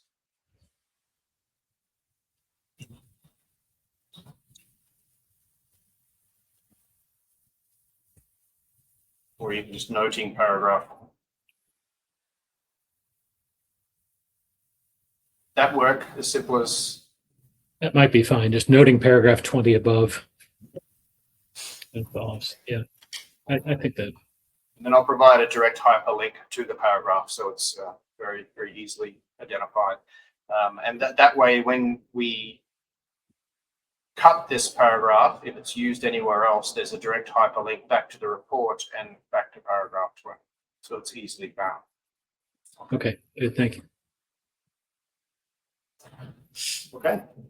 And then the rest of the same. So just noting the optional extra budgetary deficit hasn't changed from prior years. And 28, 29, FAC recommended that the Commission note the tentative budgets. Okay. Agenda item 8 under other business. This is where I've summarized the discussions on the aspirational reserve targets. So just take a moment to read paragraph 26. Which is just a recalling. And then paragraph 27 related to Fund 50. It's a little bit of the rationale. And then highlighting what the aspirational target would be. And down below, I actually put the recommendation. So that's just noting the rationale behind the 4 million. Forgive me if I scroll too early. And then same with the Fund 40 reserve. It's just providing that rationale that can be lifted and explained to stakeholders or any other user group. And again, this is the same text that was in the paper and on presentation.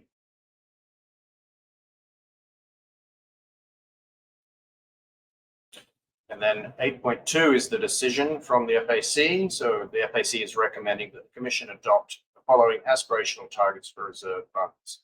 And that's the 250s with a bit of information on why. Quick reference is 50% for each, different elements explaining.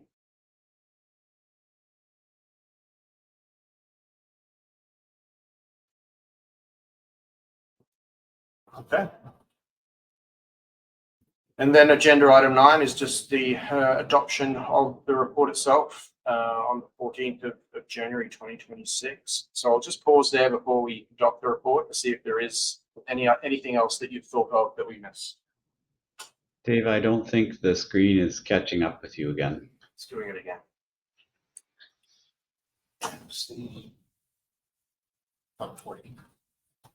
Stop sharing again. Well, we'll try again. Forgive me.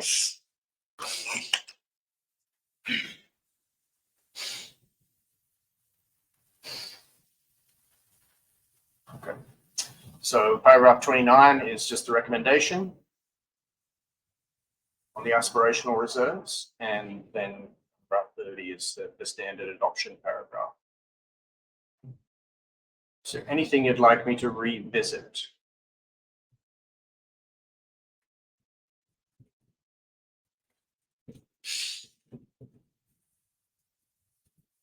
In terms of appendices, we'll just simply update the list of participants.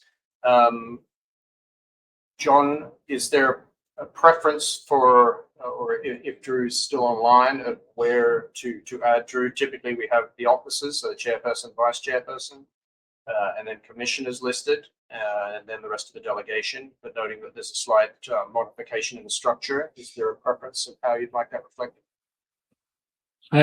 You know, Drew hasn't indicated a preference. I think what you have there is probably fine. Thank you. Okay. We'll add in any observers who've been listening online immediately after the meeting.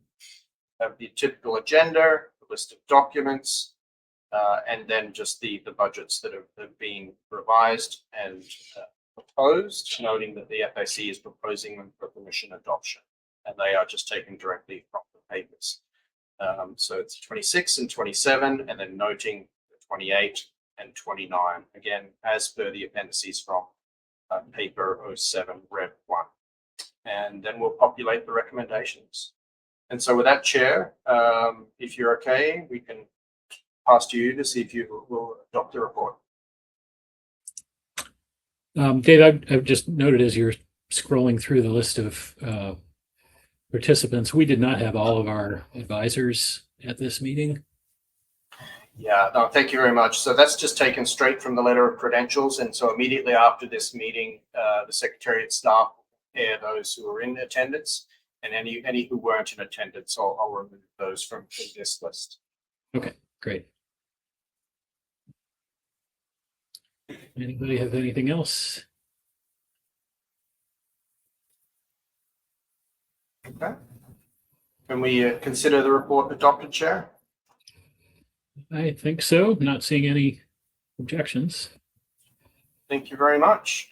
And so the intention at this point in time, we have a couple of days. The Secretariat is now going to, essentially the report's clean, just go through, clean those appendices, add in the relevant links, cut and paste the recommendations into Appendix 4, sorry, the last appendix, and then also the executive summary. And so our intention is to try and publish that today. And then we would send out the standard circular, which gets published on the website also today or first thing tomorrow, and publish the FAC report both on the FAC meeting page, but then also the AM102 page as report of other meetings, so that it can be presented on Monday. And I'll just confirm if that's all clear. Fantastic. Thank you very much, Chair. I'll pass back to you to close the meeting as you see fit. All right. Well, thank you, Dave, to you and your team and the consultants as well, everyone for contributing to an efficient meeting to get us in good shape for finance and administration. Mark, you have any closing words? Simply to echo those, Chair, and thank you all for those of us on the East Coast where it is closing in on 6 p.m. Thank you for an efficient meeting today. Okay, look forward to seeing you all next week. Thank you very much.